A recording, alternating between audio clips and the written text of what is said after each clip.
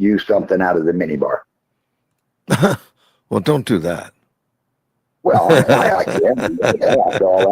After all that stuff, I feel almost guilty for not doing that. Seriously. I'm pleased. I'm pleased that they're going to do something to take care of you and all that, but it seems so ridiculous. It has to come out of Tucson, and we don't have anything available in Yuma. That's crazy. And I know we used to. Yeah, it's you know, I don't know. To me, it seemed like a ride. Maybe I don't know. Even a cab ride from here up to VA would be maybe $8-10, Yeah. and then ride back home. But no, this is going to cost. It's going to cost the taxpayer several $100s for one trip. Probably the nonprofit more than the taxpayer. I don't know though. You mean it comes from the VA itself? Comes from the comes from the government. Okay. Well, if it's government, that makes sense. They don't mind it's going to be spending. an NGO or something like that. You know, Amazing. It's somebody out there probably, and those people are going to make money on it too. You know, I mean, those people don't just put all that stuff together for free. They got to have every operation has to put something on the bottom line to pay the electric bill and the gas bills. But yeah. So anyway, that's what's going on. So instead of $20, I guess they can spend a couple 300, and that's fine. All right. Well, I'm glad it's worked out, but I'm shocked that something in Yuma doesn't happen. I need to talk to a few VA guys and find out why we're not doing it here. Somebody should step up. You find something out, All right. Well, you got my number, text me or something like that. I certainly do. Because I don't watch you every day because I don't blame you. This is like noon to me. I mean, I get up at 3 o'clock in the morning. All right.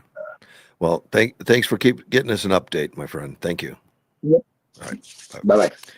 So apparently I have no sound this morning. I think I fixed it. It's, at least my numbers, my gauges are showing sound now. It didn't this morning. I didn't catch it. The problem is I hear it in my headset. It's just it wasn't going out over the air for some reason. I had to change the microphone selection on my software in order to get that done. I don't know why. I don't know why, but if somebody can let me know if the sound is working, I appreciate it. Otherwise, I'd be just talking to myself. Oh, it's working now. Good. Thank you. Thank you. That's terrible. It's ridiculous. And again, we'll have new equipment eventually. Although I should be able to figure this one out easily. Should be. Let's take a phone call. You're on the air. Working. Good morning. It's working, Russ. Okay, man. Appreciate it. People jumped on it first thing this morning, man. They were letting me know I got like 3 or 4 in a row. Pop, saying, fix it, Russ. I guess I need a volunteer to come in here and be my technician, I guess. Well, that's what we listen to you. That's why we let you know, because we want to hear you. Well, thank you. I appreciate that. Thank you. All right, dude. Have a good weekend. Thank you, sir. Bye now. Take care. Bye-bye. Bye. So it is working. Good. Then I'll keep going. Maybe I'll read the disclaimer again, since you didn't get the disclaimer.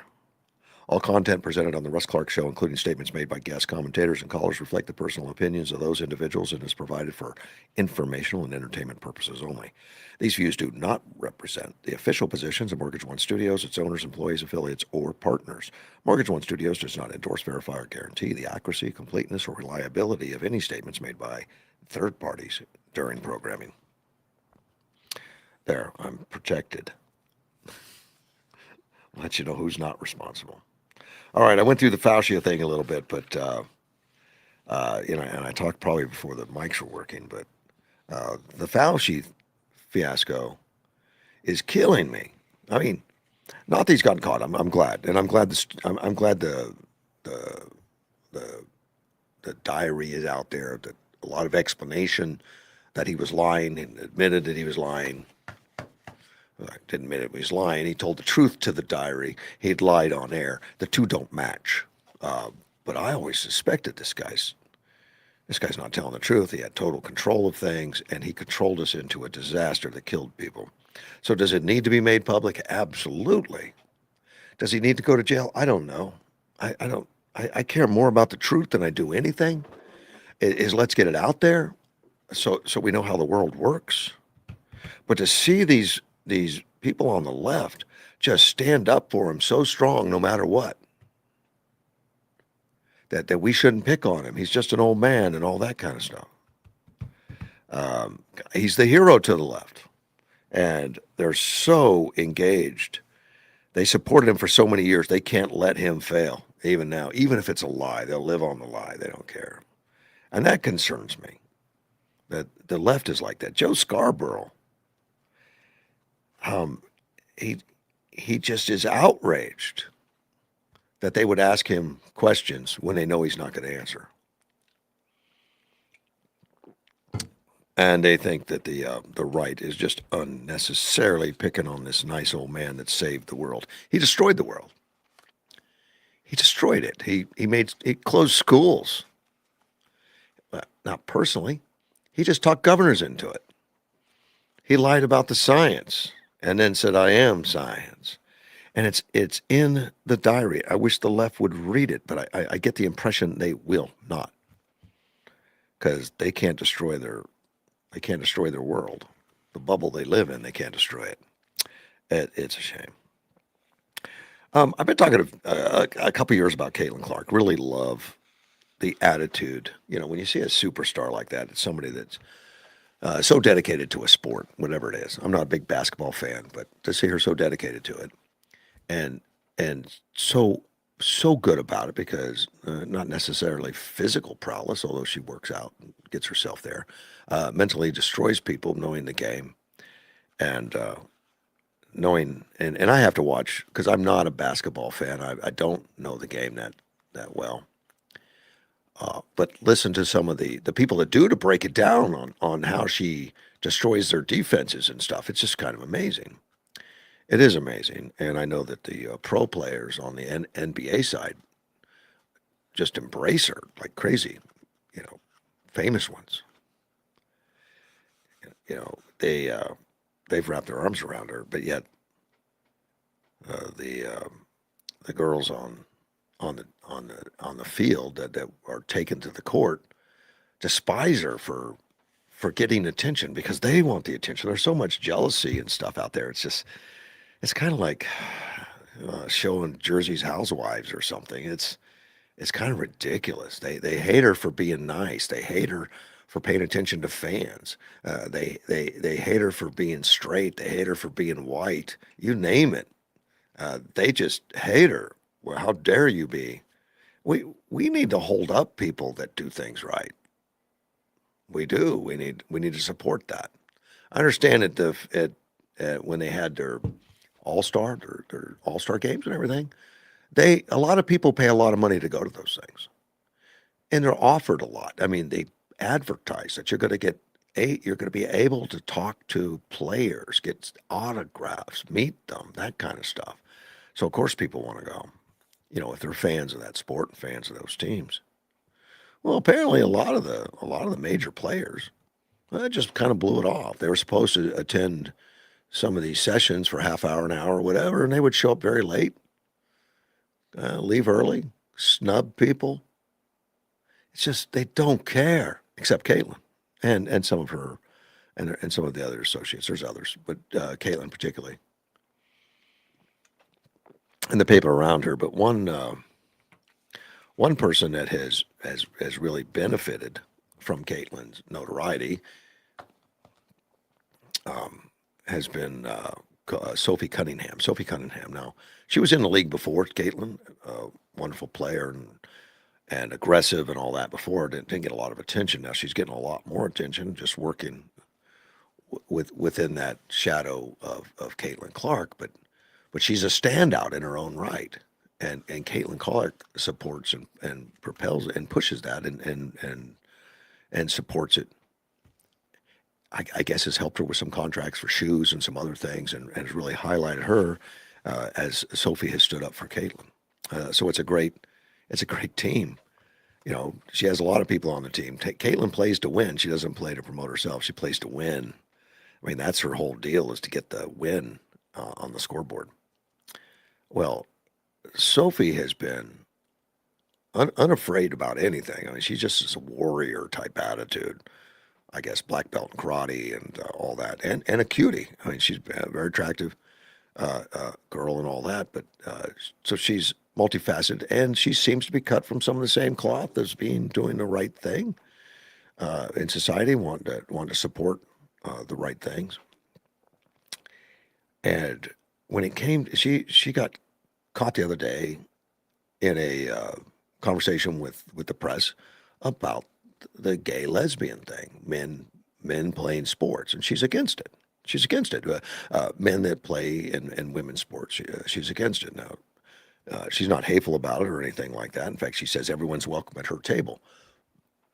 Doesn't matter, but she wants to support girls, women that play sports, and they shouldn't have to compete with men that are physically stronger and built different. Biological boys are different. I don't know. I don't know how people can't see that either. They can't see that Fauci's a liar, and they can't see that boys are different. Why do we have blinders on?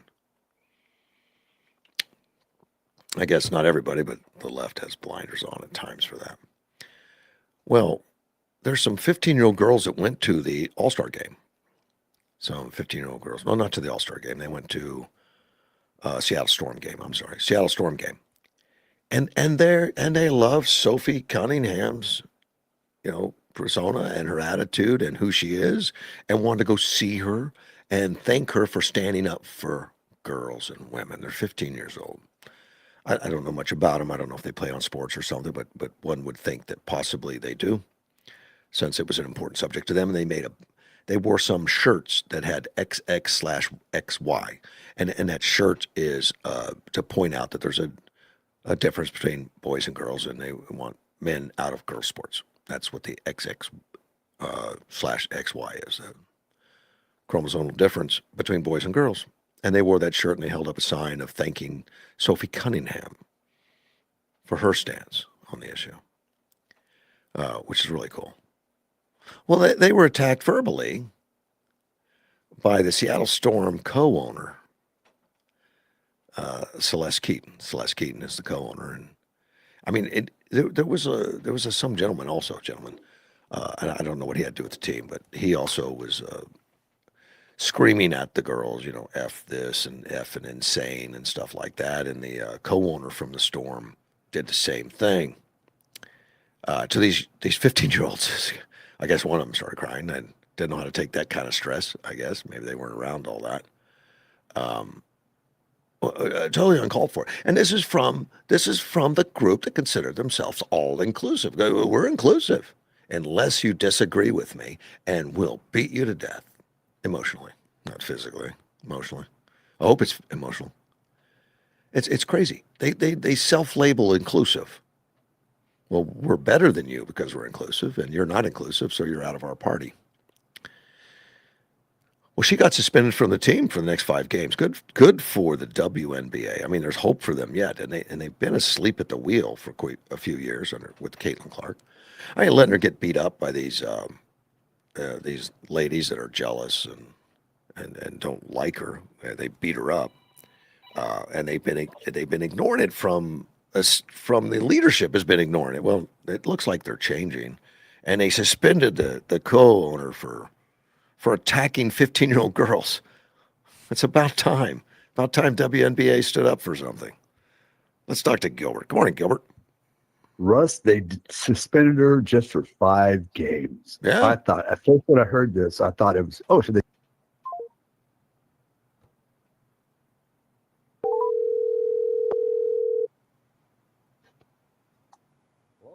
Hey, Gilbert, I was moving my phone. I did not hang up.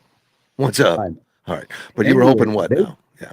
They just suspended her for 5 games. Correct. I thought they had suspended her for the season, but just 5 games. 5 games? I don't know how much is left in the season. I don't know. They don't play that many. 5 games is, Yeah. I mean, it's something. I was congratulating them on something. So many things they've ignored completely.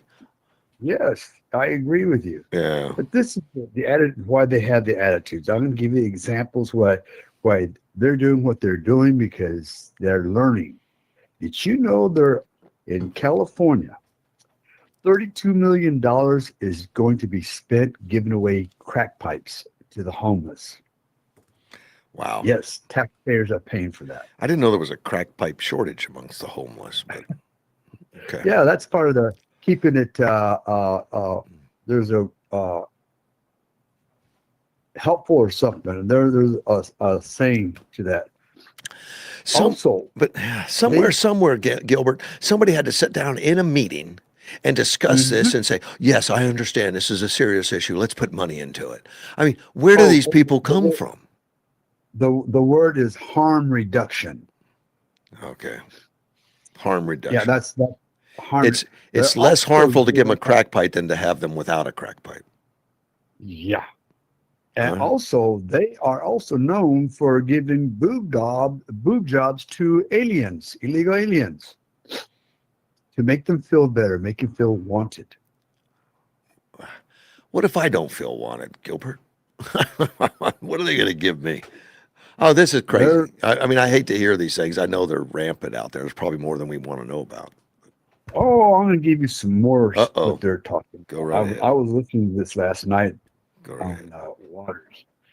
They're also looking at $500 million spent on homelessness in California. I'm surprised it's not more. I know they just write the checks like crazy for that. Yeah, they love homelessness. But we're not done.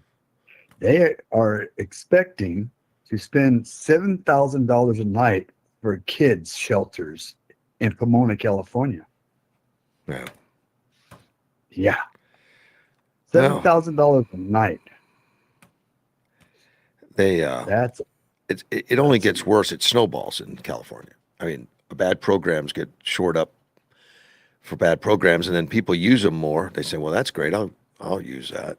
I get a crack pipe. I don't care." And they just say it works because people want it. Yeah, exactly. We need more of it. Maybe more. I'm more just hearing I'm just hearing that Iran has hacked a water system in Minnesota. That's what they're saying right now. I don't understand what you just said. They taxed the water system. No, they hacked the water. Hacked the water system. Yeah. How does Iran do that? Hack the computers that control the valves or something? Yep. Okay. Yep. That's how they did it. Shut it off. Just shut it off or something. But I was just watching it on TV just now. I got to sleep in today. I'm blaming Tim Waltz. Yeah. He should have had a security program on that. Yeah. He was too busy with leering centers and didn't take care of the water supply. I'm gonna start that one. Yeah.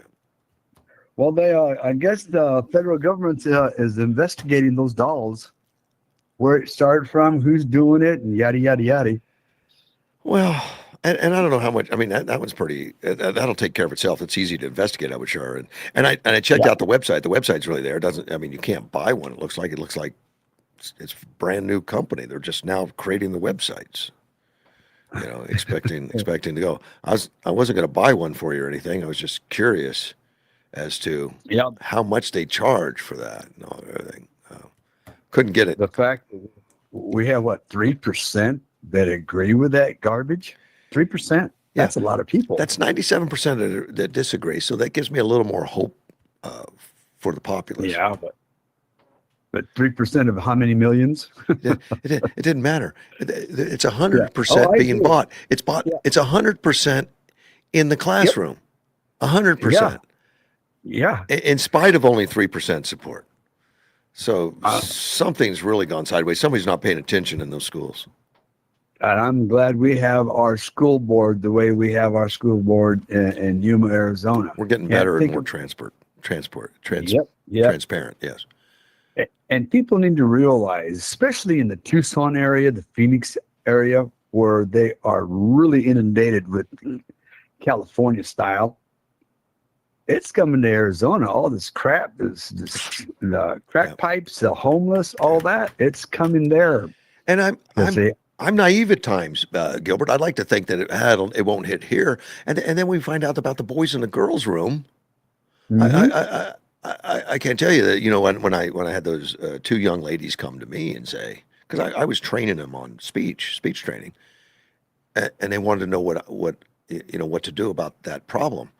I was floored. I was floored. I didn't. I thought we're in Yuma, and then Yeah. I dig into it and find out it really is there, and these girls are really getting mistreated because you know they're homophobic or labeled or something because they complain that this isn't right.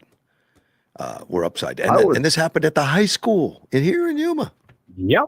I was floored when I was looking at books that they wanted to put in the library that had illustrations Right. on how to have, perform oral sex and anal sex Yeah. Well, they in school. and In school. and And the fact that our school board didn't want to listen to it because it was offensive to them. right. I love it when That's there's the old school books board. on the shelf for kids, and you can't Uh-huh. read passages at a board meeting because it's too offensive for a board meeting. Right. Right. That's what we've That's been awesome. slowly but surely. That's what they're Yeah. wanting to do. So, people out there listening to Russ Clark, tell your friends, vote conservatives, Right. because that's what we're looking at right now. It's coming to Arizona. All that crap, they're moving to Arizona. Yeah. But Slowly but surely. but we've got a lot of people in Yuma that think that is the right direction to go, or they just hide their head. I don't I Yeah, don't know. They say, well, I'm a Democrat, so I'll put up with a few things I don't like or something. I guess I don't really that you understand the know what? mentality. I don't. Uh, yeah, I'm agreeing with you on that one because, like I said the other day, that's just propaganda, and that's not true. That just people are doing that too. No, it is true. It's all true. It is true. It's happening. Sadly, How sadly, long did it take for us to realize the dangers of fentanyl?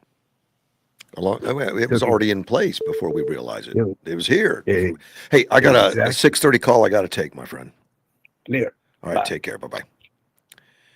At least George started to call me. I don't know what happened.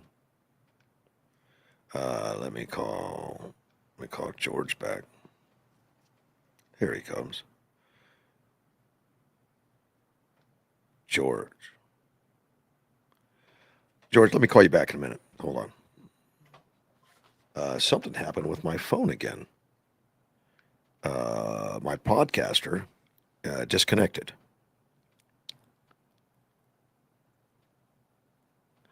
I'm gonna have to reboot it, which means I'll be right back.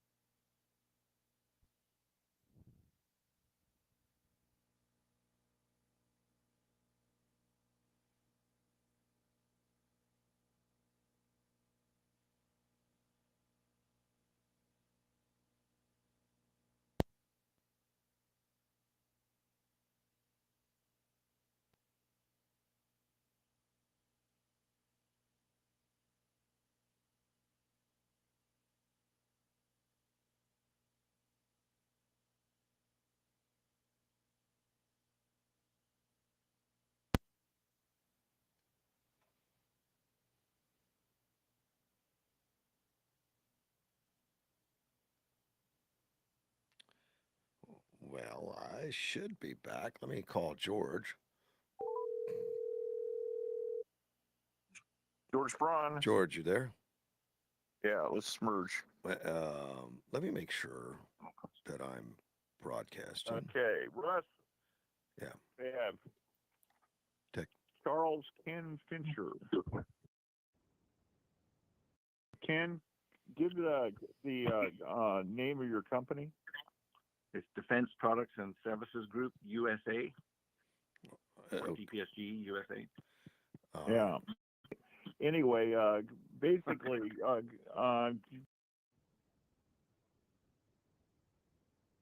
hang on, and everybody. As the company name implies, Defense Products and Services Group. We try to do defense products and services, but we've really focused on towing and recovery equipment. And I invented a new type of tow bar since I was the lead for towing and recovery for the MRAP program from 07 to 09. I saw there was a need. I heard the Pat Tillman story and thought, wouldn't it be great if tow bars worked like your arms? So I looked at my arms, and then we decided we would, my team, a small team Now, of guys. why would the average American care about these Army logistics? How is this? You mean a tow bar, George? Well, we care about a tow bar? I think it's a great question. Why do we care about a tow bar, man? Yeah, I mean, every vehicle gets towed at some point, not just for when it breaks down. Sure. And if you're in theater fighting the war, then you get stuck somewhere, you really want a tow bar, because Pat Tillman didn't take one with him because they were so heavy. And if you get stuck and you want to keep your vehicle and you don't want to have to blow it in place, you need to have a really good triangle to control the vehicle you're towing.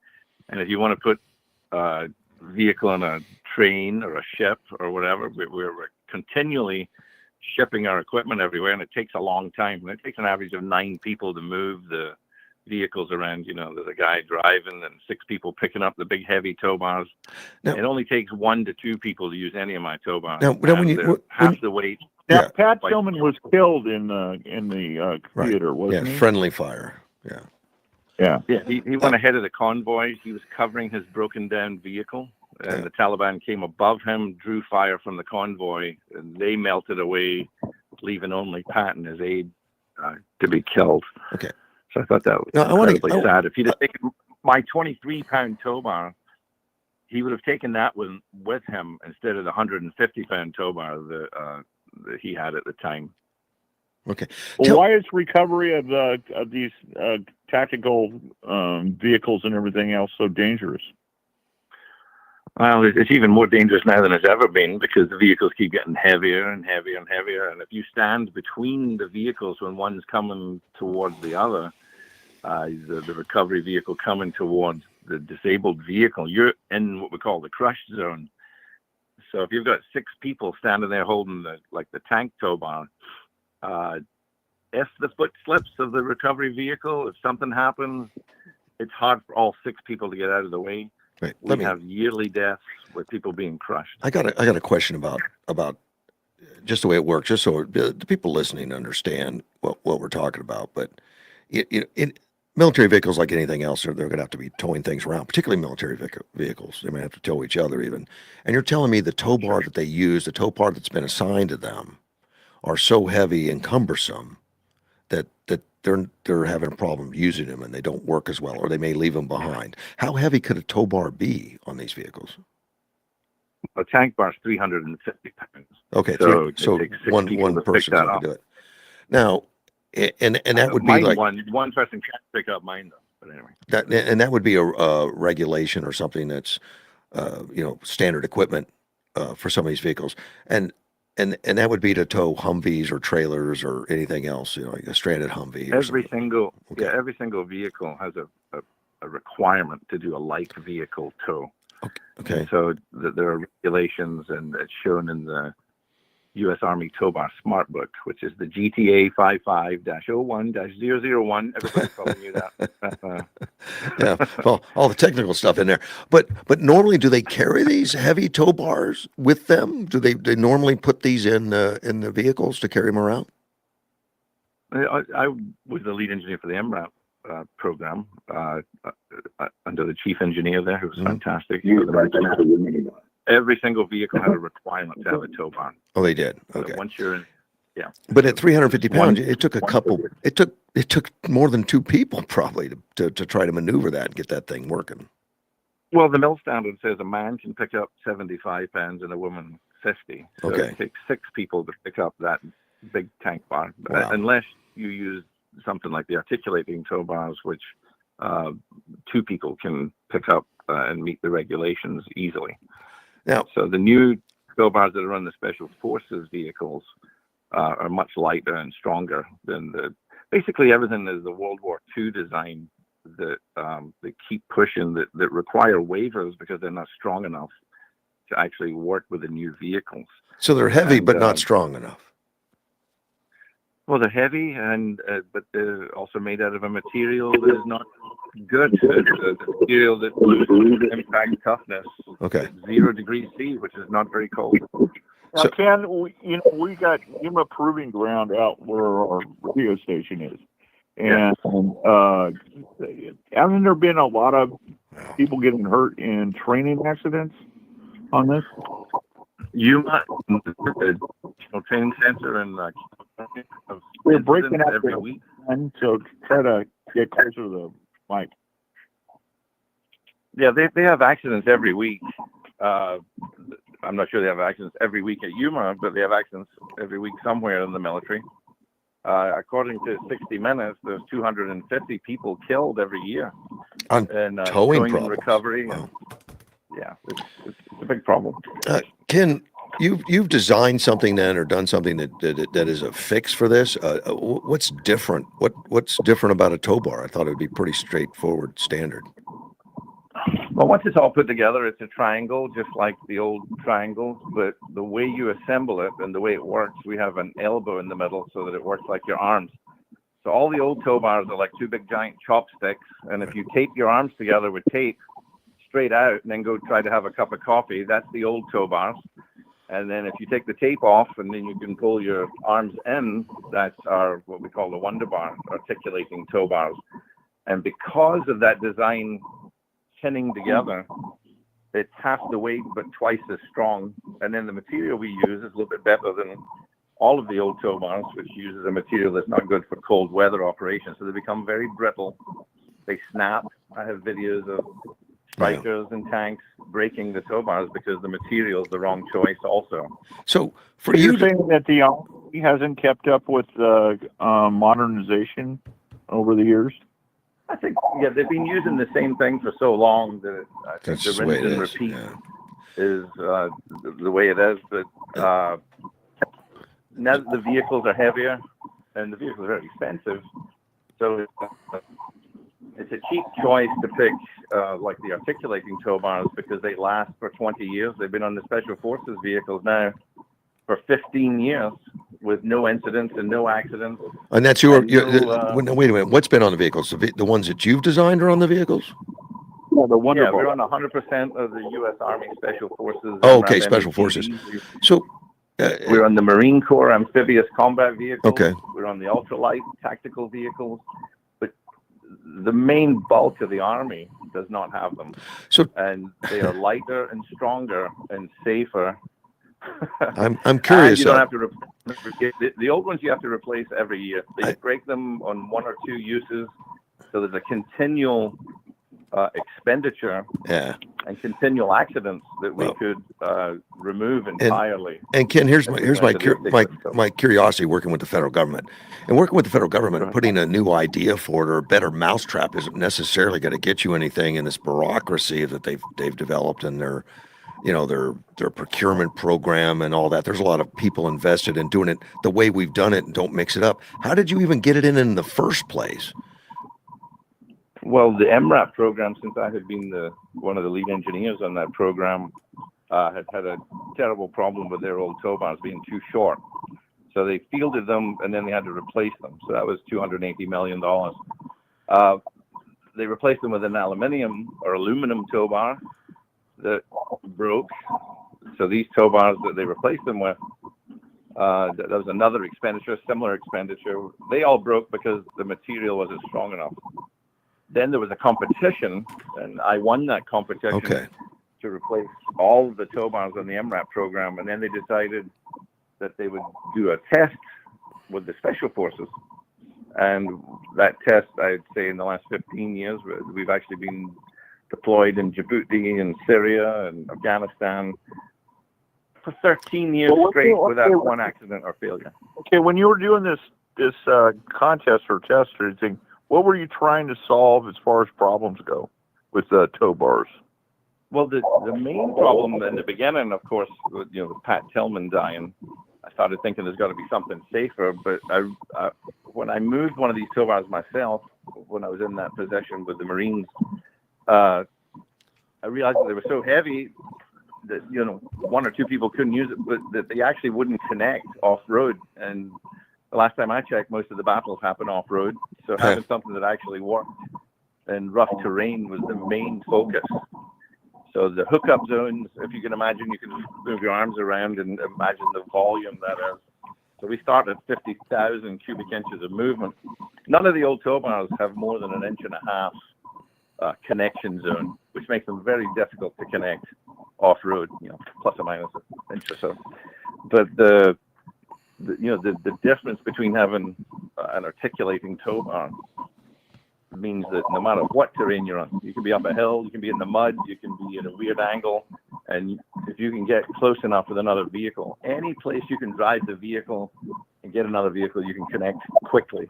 And speed is life, especially if somebody's shooting at you. Yeah.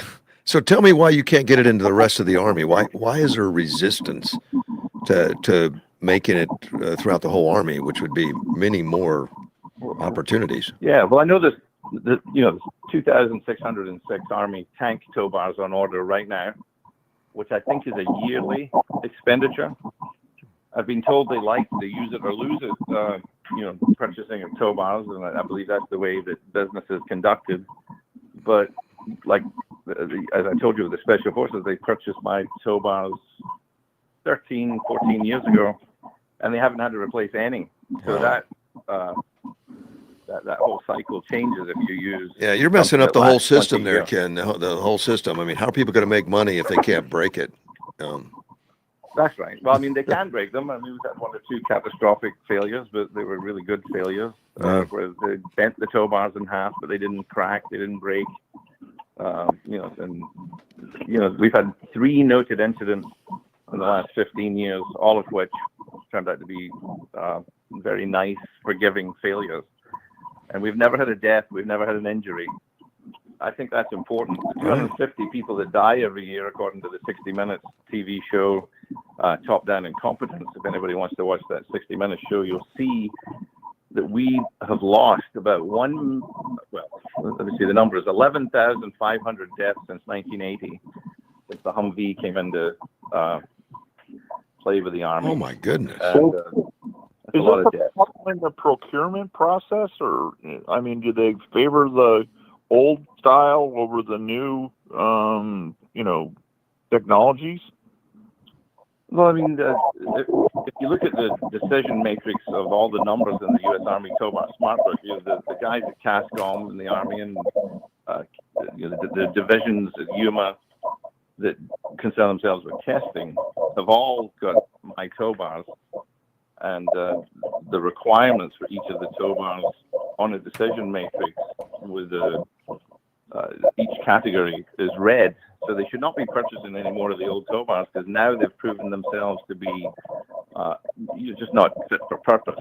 They really are antiquated, heavy, and dangerous. And we've never had an injury, and we are green. We pass every single test and regulation that the Army has. So why would you keep selecting and buying something that requires a waiver when you could have something that really works well and has a proven record with the Marines and the British Special Forces and the Australian Special Forces, the Canadian Special Forces? In fact, a Canadian guy just wrote a nice op-ed for me talking about how they love the tow bars they have on their LAVs. That's their version of the Striker. So one of my tow bars, a half of one goes on every LAV, and we have half of one on every Striker. But the Striker tow bar is really terrible, and it's not rated. Don't mind me saying that. It's not rated for the weight of the vehicle, and it's just a straight long leg with a half a donut on the end. And when you're off road and you're trying to put that other leg together and have that other half a donut sit on top of the other half, it doesn't work unless you're on perfectly flat ground. Wow. So if you're off road with a Striker tow bar, you're just not going to be able to hook it up if the terrain is not perfectly flat, which means you've got to tow it with a chain or a strap to get them flat. That entire process, you can get rid of that with my tow bar. Tow it to a better place. Okay. Doing now. Hey, George, we're having a bad connection, man. We're going to have to cut this short. Okay. Can you, You got any further questions there, Russ? No, I think we covered, but except, I take it you want to be more prolific. You want to get it more into the Pentagon. Are there avenues in order to get them to listen and actually want to improve, or they just stuck in a rut? The smart book is doctrine.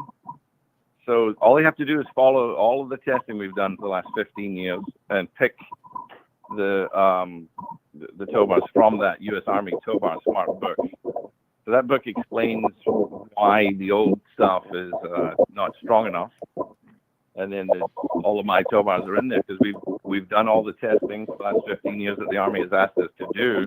But we've fielded with the amphibious combat vehicle. We've fielded with the. But they're still not buying special it. Forces.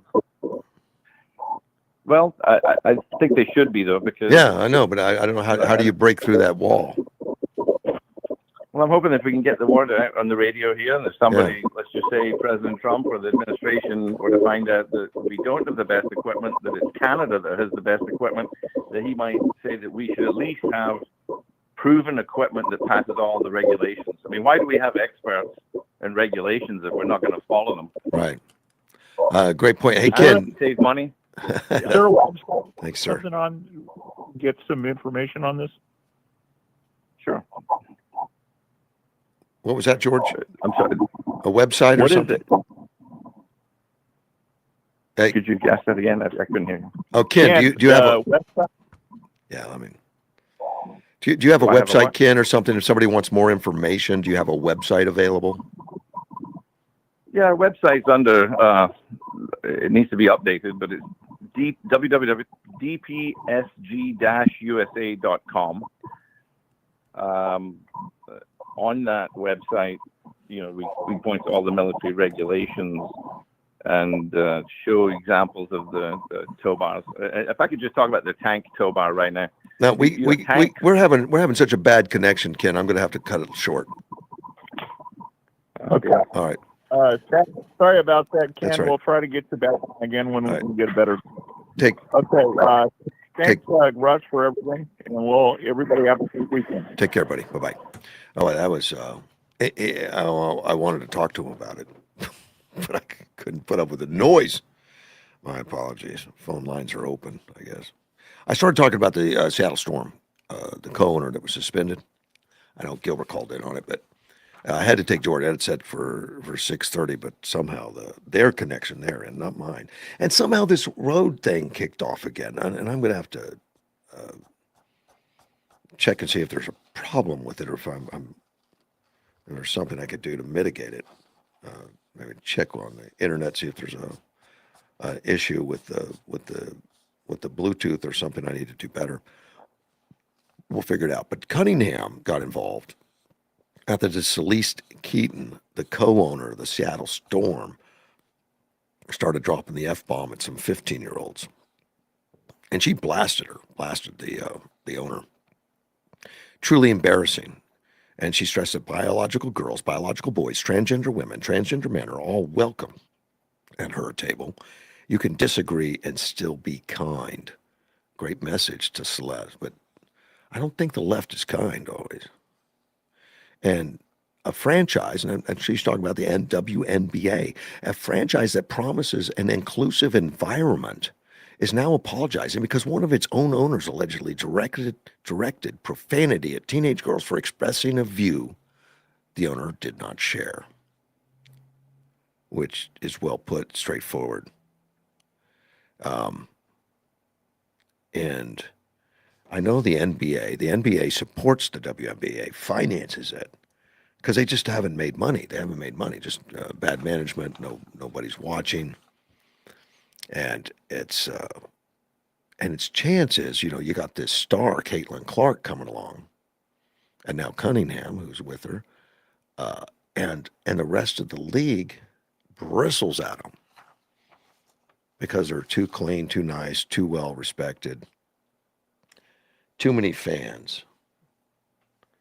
And the other girls are jealous, and they worked hard for 10 years, and they didn't get that kind of attention. So they're going to trip up Caitlin and Sophie in Boston. She's another player on the team, a real star, which is just a shame. That's why I stopped watching it. It was just all the pettiness. I can't. I just didn't want to see Caitlin Clark get beat up every day, and the refs never call it. I just stopped watching. I thought this is ridiculous. I don't want to watch this girl get put in a hospital. Well, maybe it's going to work out. I mean, the NBA has come in. The ownership has said enough. You know, and they stood in. And it looks like the commissioner of the WNBA is rumored to be on her way out. That might be replaced, and it starts becoming something more than just a protection of black lesbians. And that's the way it seems, that we need to promote the black lesbians because equity. Even if they're not as even if they're not as attractive to the fans are watching Caitlin's brilliance on the court, and that makes them jealous. Also, Nike finally put out a shoe for him, and that got held up due to complaints. They didn't put out a shoe for Caitlin, and sometimes they'll do a shoe like a Michael Jordan started that nonsense, as far as I know, where a Michael Jordan shoe became the hot shoe because Michael Jordan is the hottest player. So it took off, made millions. Well, they see Caitlin Clark want to make a shoe, and there was complaints from the league. Well, you got to take care of these other ladies that have been working really hard and have great ability, just not much of a fan base. So they did. They waited. Well, they finally got Caitlin's shoe out, except that they can't keep it on the shelf. And then Cunningham came out with one. I think it was Adidas with her, not a Nike, but an Adidas. Can't keep it on the shelf, which just makes the rest of WNBA just mad. Like, why aren't they buying my shoe? Well, that comes out to the customers. That comes out to the fan base. That comes out to how well you take care of the fans and the customers, and whether they're intrigued by your play, they're intrigued by your off-court activities, and whether you're a mentor for their children or whatever. And some of these ladies just flat aren't that. They're just kind of divas. And now you've got someone, and if you go back and look at Michael Jordan when he played, I mean, he was approachable. The fans loved him because he embraced the fans. Now, a lot of these WNBAs don't. They don't. They're divas. I'm still intrigued. I hope they get it straightened out and they start supporting the players that support the league and support the off-court stuff. They should. We'll see. We'll see if that happens. Saudi Arabia. They're getting involved in the activities going on against Iran, which it's about time. I mean, these countries all have military. These countries have air forces. Not, they don't match the United States, but they definitely are effective. And it's a lot of our equipment too. Saudi Arabia has been buying from us. The United Arab Emirates. My son was stationed in the United Arab Emirates to help them with their military because they fly F-16s. So, and that was what my son did. He was a maintenance officer in Luke Air Force Base on F-16. So they moved him over to Saudi Arabia to help them with the F-16s on procurement and setting up, the repairs and all that kind of stuff. So they're all capable, but they've been sitting there watching us do the job of taking care of it. Well, that's starting to change a little bit. Saudi Arabia right now is preparing for a land offensives against the Houthis. Now that's down in Yemen, just south of them, because they've been blocking that strait out of the Red Sea, because Saudi Arabia's been using that strait versus the Hormuz Strait. And Iran doesn't like it because that makes them ineffective with their blockade, because oil's still flowing to the Red Sea. So them being a proxy, the Houthis being a proxy, they started firing on the, Bab al-Mandab Strait? Bab al-Mandab Strait, and that's the Houthis were attacking. Well, they're tired of it, I guess. I guess it's finally getting to the point where these other states, 14 countries have signed on that the Saudi Defense Ministry announced on Thursday that 14 countries, including Turkey, Pakistan, Egypt, Sudan, and Djibouti, have all issued a joint statement backing multinational maritime defense effort. And Saudi's going to launch potentially a ground force and definitely a naval force against the Houthis. And just, I would think that these guys could go in and put a stop to all of it. The Houthis are kind of weakened anyway. The United States kind of took care of some of their ability to fire missiles out of those mountains. They had the same thing going on that Iran did, where their launch pads were built deep into mountains. And it took a B-2 to get to them, and they did. That was last year, I think, or close to a year ago, possibly. Well, they're still out there screaming and jumping around. You see, they also approached the United States and several European nations, among them Germany, France, United Kingdom, Italy, about joining a Red Sea coalition. The European Union already maintains its own naval missions and Espades in the area. The Iran-lined Houthis, they control a large stretch of that Red Sea coast, and it's a narrower strait even than the Hormuz Strait. And they were enforcing blockades against the Saudi vessels, and they're doing that for Iran. The Houthis, though, they framed the dispute as centered on Yemen's future rather than a direct confrontation involving Iran. They claim they've struck sensitive oil transport sites inside Saudi Arabia, which I think Saudi agrees with that. There were some transport sites, some docking areas that were destroyed or shot at. I don't know if they were destroyed. And they've been fighting over the last few weeks, back and forth. Saudi sent aircraft in to bomb certain areas in Yemen, and I guess it's not just going to be these skirmishes now. I mean, it sounds like Saudi Arabia wants to put an end to it. It's brought in other countries as a coalition and wants to put an end to these Houthis doing this nonsense, which has all been directed by Iran. For 47 years, they've been building this, building the military, to building the Houthis and the Hamas and the Hezbollah, all their proxies, in order to, I guess, take out Israel and the great Satan, which is the United States. We're the great Satan. We got. Well, at least we get top billing, which is good. I like top billing. Speaking of Hamas, Trump just announced yesterday, I didn't see a lot of noise about it. They just announced yesterday there's been a peace agreement between Hamas and Israel. Not a big thing. Of course it is. Of course it's a big thing. I mean, if it's true and if it lasts, maybe they don't want to, tout it too much because of what happened with the memorandum of understanding with Iran, which I think everybody knew was going to fail. That it was going to be a game. Didn't know it'd keep going on, but it is. It's going on. It's continuing. But they just yesterday, they say there was a diplomatic breakthrough.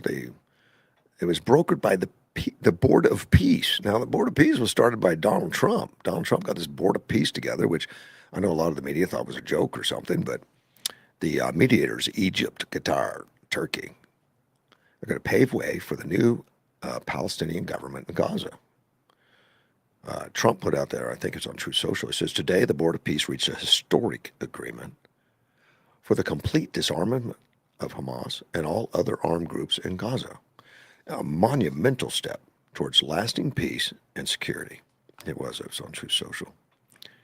Well, if all this comes to pass, that's something amazing that many, myself included, probably believed wouldn't happen.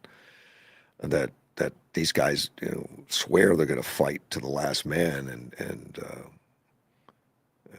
sometimes that's the way they act. They don't care about life and death. And Iran's been like that. They don't care about the life and death of their people.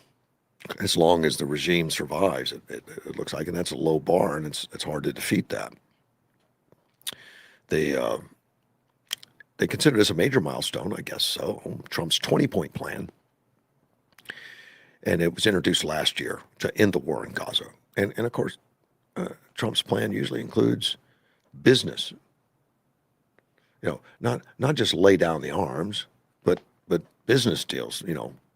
Hotels, development, business, manufacturing. I don't know. I don't have any idea what this is going to be. I know at times he has said he wants to put hotels up and stuff like that, because it's beautiful Mediterranean front property. I mean, it could be a resort area. He might have even mentioned a resort, but he added that it's no longer going to be used as a base of terror attacks. It's going to have a new police force, will be established in Gaza with the support of the International Stabilization Force, which I think is wonderful. It doesn't need to be the United States force. It's much better being the neighbors of the area that are already peaceful, that want to go in and do that. I have no idea who it's going to be, but it's safer. They want to make the region safe for its residents and its neighbors. Israeli forces will withdraw from the region as the disarmament process moves forward through the structured phases. Now, Israel has done this before. Israel withdrew from Gaza years ago, and they pulled a lot of their residents out of there. The residents that were building some settlements in the area, and said, no, you can't have it. And I mean it by force. They had to go in there and move some of the Jewish residents and pull them out of Gaza and let Gaza have the whole territory and say, okay, it's yours. Live in peace, be a good neighbor, and we look forward to the future. Well, the Gaza just started building weapons and tunnels, Hamas. And in fact, they dug up piping that was meant for water pipes and made rockets out of them, and just started attacking Israel, and it's been a mess ever since.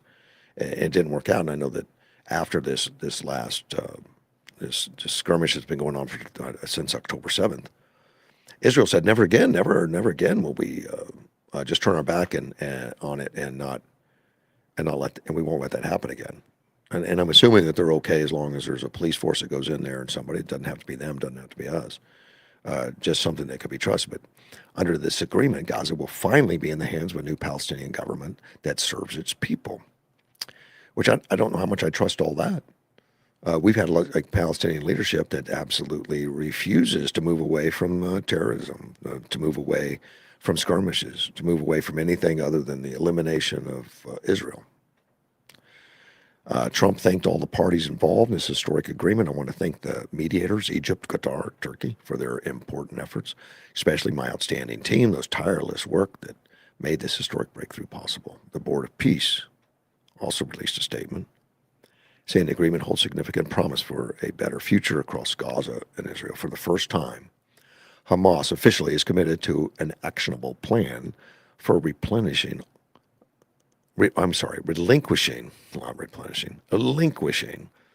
all its weapons, which will be followed by Israel withdrawal from Gaza. It holds the promise of delivering significant benefits to the people of Gaza who have waited for too long for a better future and security to the people of Israel. And that was from the Board of Peace, posted on X. So now they're going to be focusing on the implementation. And I'm sure it's always going to have some rough edges. I mean, I'm sure there's going to be people that said, wait a minute, I promised to fight to death. I don't know what you do with those people, but I'm sure there's always going to be some. I mean, at the end of anything like this, there's always some. But they say Gaza's beginning its phase of ending this whole thing and getting back to business of peace. The full authority will be a transition towards a full authority, accelerating efforts to establish the rule of law. It concludes months of investigative and intensive good faith negotiations to advance President Donald J. Trump's vision for establishing new governance, security, humanitarian relief, reconstruction, economic recovery in Gaza. And he set out a comprehensive peace plan at the UN Security Council Resolution 2803. Well, that's a huge deal.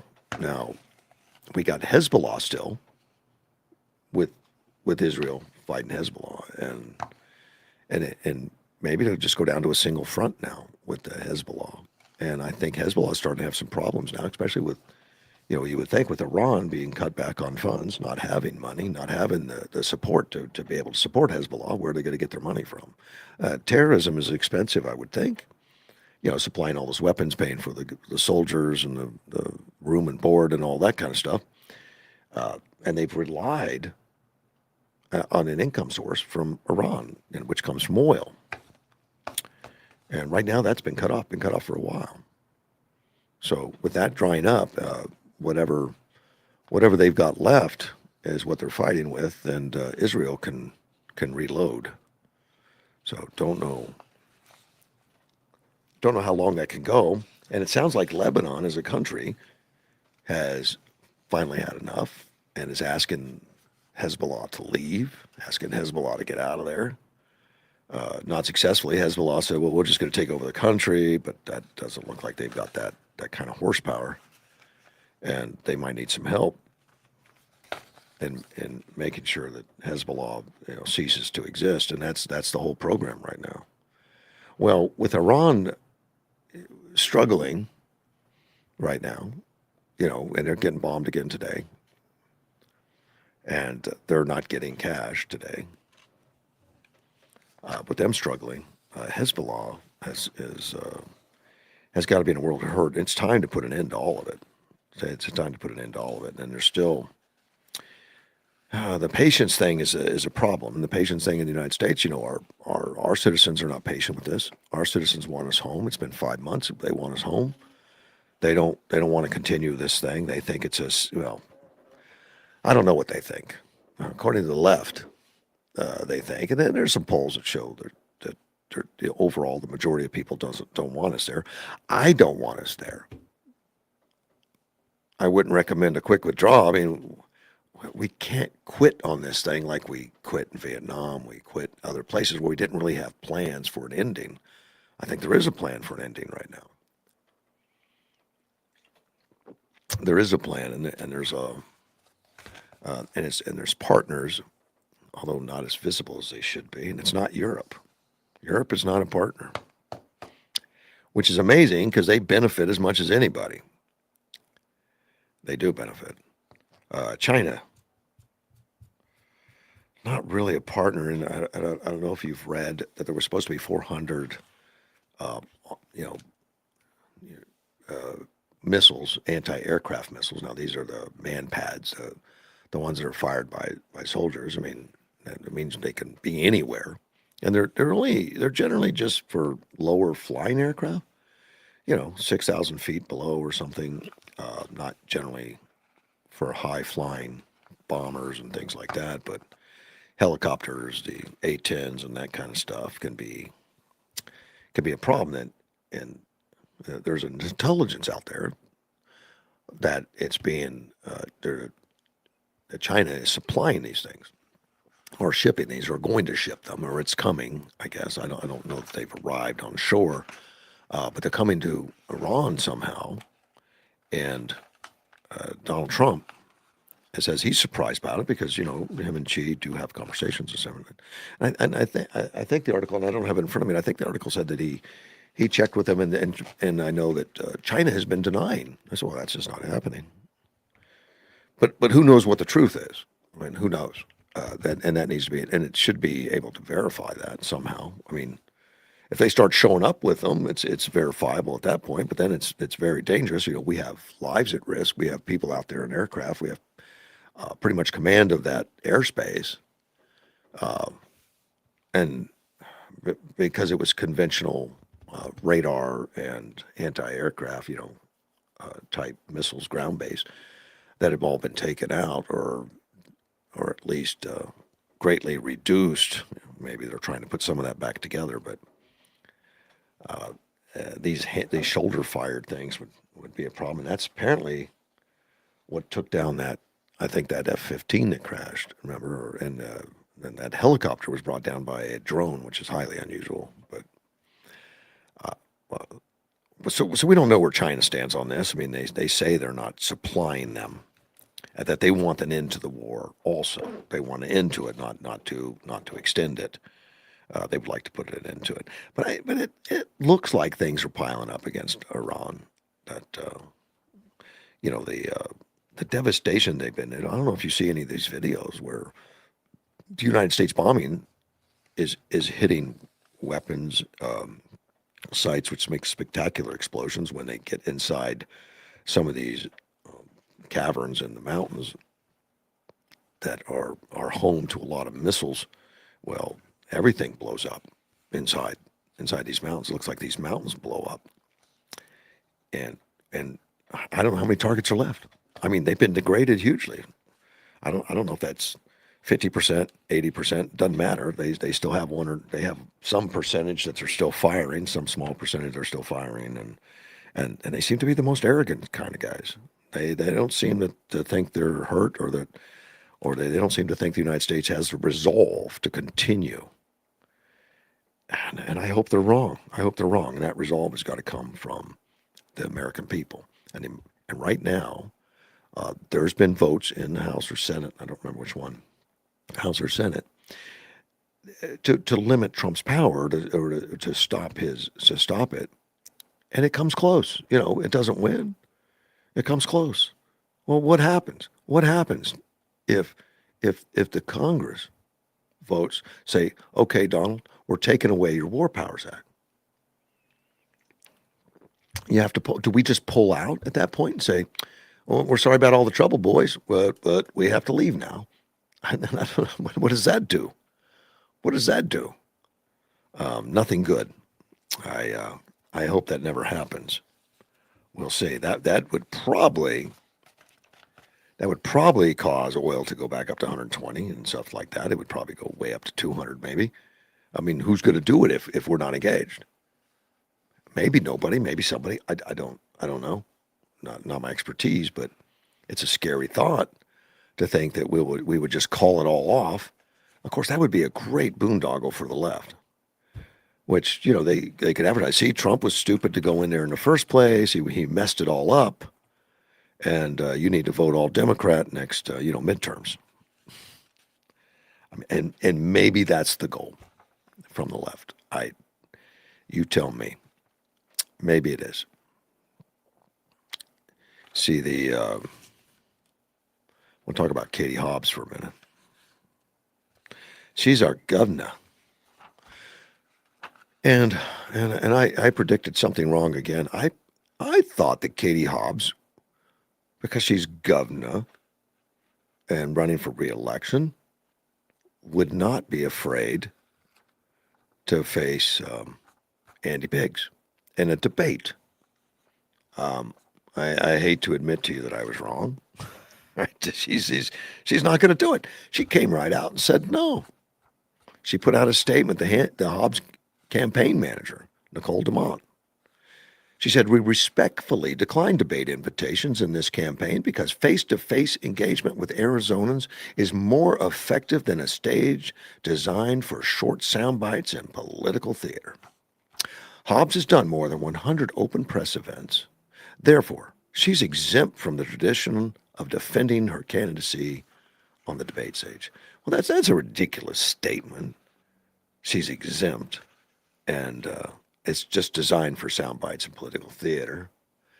It's kind of like something's been going on for many, many years, and I think Hobbs is a terrible debater, probably. I'm going to tell the truth. She's not exempt. She can do whatever she wants. I mean, she's got the freedom, but to say she's exempt, it's like, no, but I didn't give her an exemption. I didn't say she could. It wasn't me.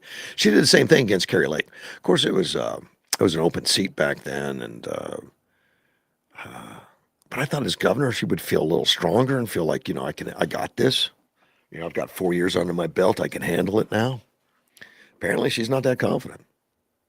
Back at the time, against Carrie Lake, she says, debating a conspiracy theorist like Carrie Lake, whose entire campaign platform is to cause enormous chaos and make Arizona the subject of national ridicule, would only lead to constant interruptions, pointless distractions, and childish name-calling. Arizona's deserve so much better than Kari Lake, and that's why we're confident Katie Hobbs will be elected our next governor, and that was the Hobbs campaign last time against Kari Lake. That Kari Lake was just too volatile. Kari Lake's would have ripped her apart. I mean, Kari Lake's a professional speaker, did the news for a long time, smart girl, good on her feet. I think she created some of her own problems. You know, she would like attack McCain unnecessarily or something. I just think, oh my gosh, don't do that. Don't. I think she did win. Maybe. I mean, I think if we really went through the election, maybe she did win. I think she lost by 18,000 points. It wouldn't surprise me to see 18,000 illegal votes for Hobbs. It wouldn't surprise me at all. I think she did, but I think she would have won by 200,000 if she'd appealed to the entire base and not try to alienate some of the McCain supporters and stuff like that. But that's water under the bridge. I think Andy Biggs has a great chance. I think there was a poll that came out that showed Biggs was slightly in the lead. If I'm wrong, I'm sorry, but all the polls going in to the primary showed whichever candidate the Republicans picked was slightly behind.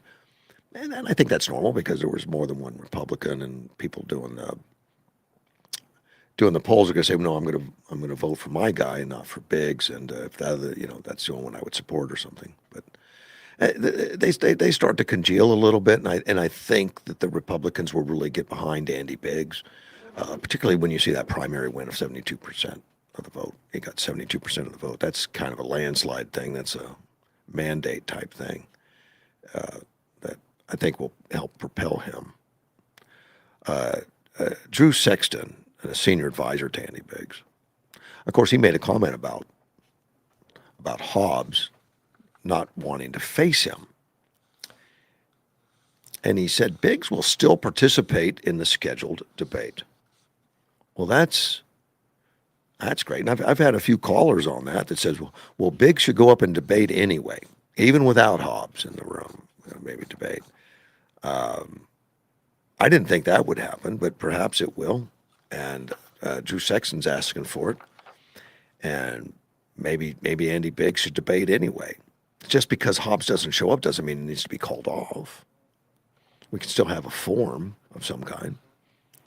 We could have somebody stand in as Hobbs. You know, somebody that wants to support her. You know, her program and what she's done, and support the fact that she vetoed so many things and all that. I think we could have somebody stand in for that. Hobbs and he points out that the Gateway Pundit has reported that Hobbs is currently under investigation stemming from significant donations made by the Democratic Party and dark money group that was used for Hobbs' inaugural event, potentially influencing state contract decisions. Hobbs took $400,000 from a company which later made millions in return. And that's according to Drew Sexton. He said the independent and persuadable voters up for grabs in Arizona deserve to hear from statewide candidates in a traditional debate, setting one that was held in every Arizona gubernatorial race since 1954 until Katie Hobbs ran for position in 2022. Every other statewide Democrat in 22 and 24 decided to debate in the general election. But Katie Hobbs thinks the rules don't apply to her. Well, they don't. I mean, it's custom. And it's up to the voters. And if the voters say, we don't like her because she didn't go, then it's up to her.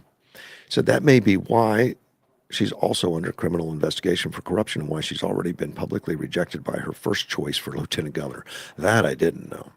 Because this would be the first time a lieutenant governor is going to be on the ticket.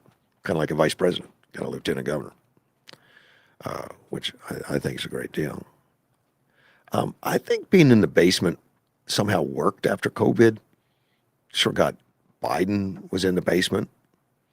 Hobbs was in the basement. And it's one of those things that better to people think you're incompetent or stupid rather than opening your mouth and proving beyond all doubt that you are. I think that worked during the time. I don't think it's going to work as well I hope it doesn't.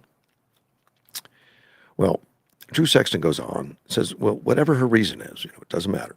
It won't stop Andy Biggs from campaigning across the state and participating in the clean elections debate on October 6th to ask for the votes of every Arizonan of every background. Katie Hobbs can avoid the debate stage, but she won't get to avoid voters in November. The real reason Hobbs won't debate is that, aside from being plagued by scandals, she has no real idea how to run.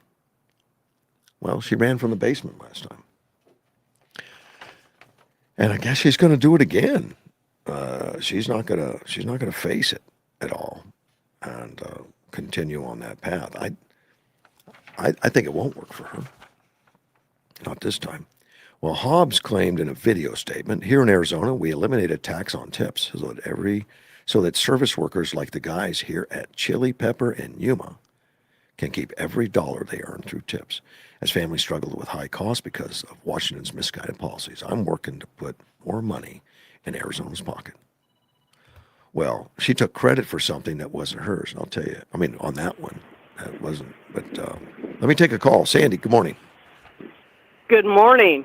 What I would like with Andy Biggs, Katie Hobbs debate is have no person there for Katie Hobbs. And I'd like for them to ask Andy Biggs a question. He answers it as he would answer it, and then he says, this is what my opponent would say. Basically, she's giving up the opportunity to speak, and I don't want some slick speaker to speak for her. I think her voice is terrible, number one. It is. And she doesn't have any ideas. And so I would prefer that. And yeah, if he's putting stuff on her he shouldn't, hey, she gave him that opportunity. I like your idea, but here's what I'd like to change about it. I don't really want Andy Okay. Biggs to go up and just bash Hobbs. I think some other speaker should do that. Like Andy should give his argument on policy, his argument on where direction, on what the state's going to do, and have somebody else say, yeah, but here's where Hobbs is failing. She's doing this, this, and this. I just don't, I think it would be more for Andy to stay on the positive.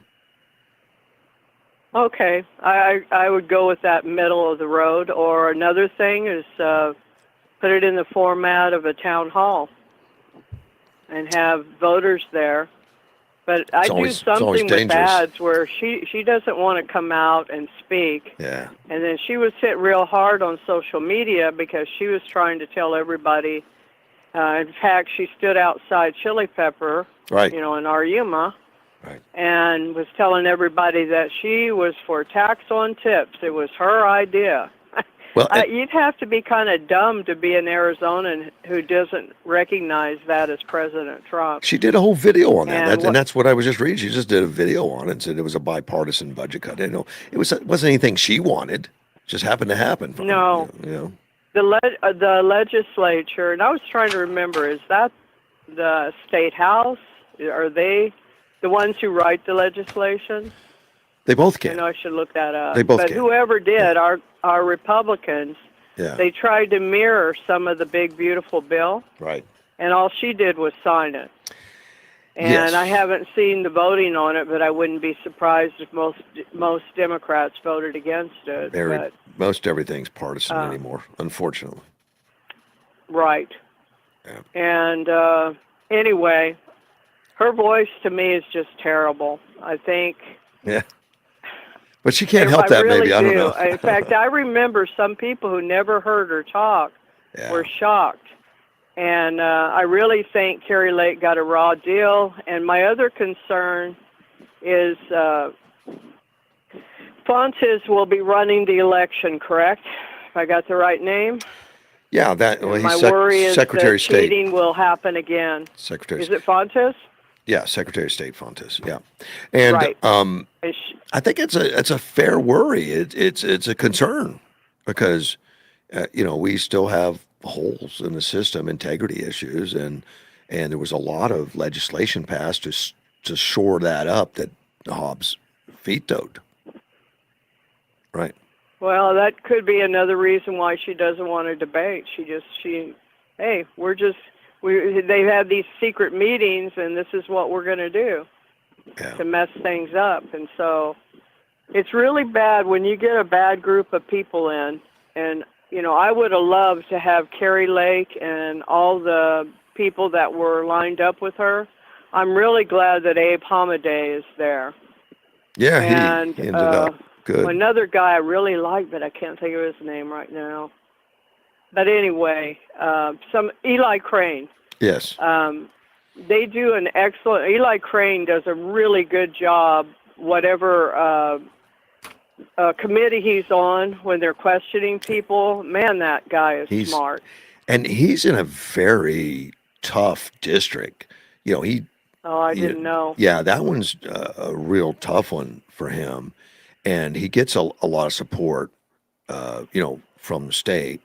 But you know, it's not a easy deal for him to win that one. But he's done it twice. Well, I hope he does, because you know, when I listen, and I don't listen to all of it, I can't stand it. I'm sorry, I just can't. Mm-hmm.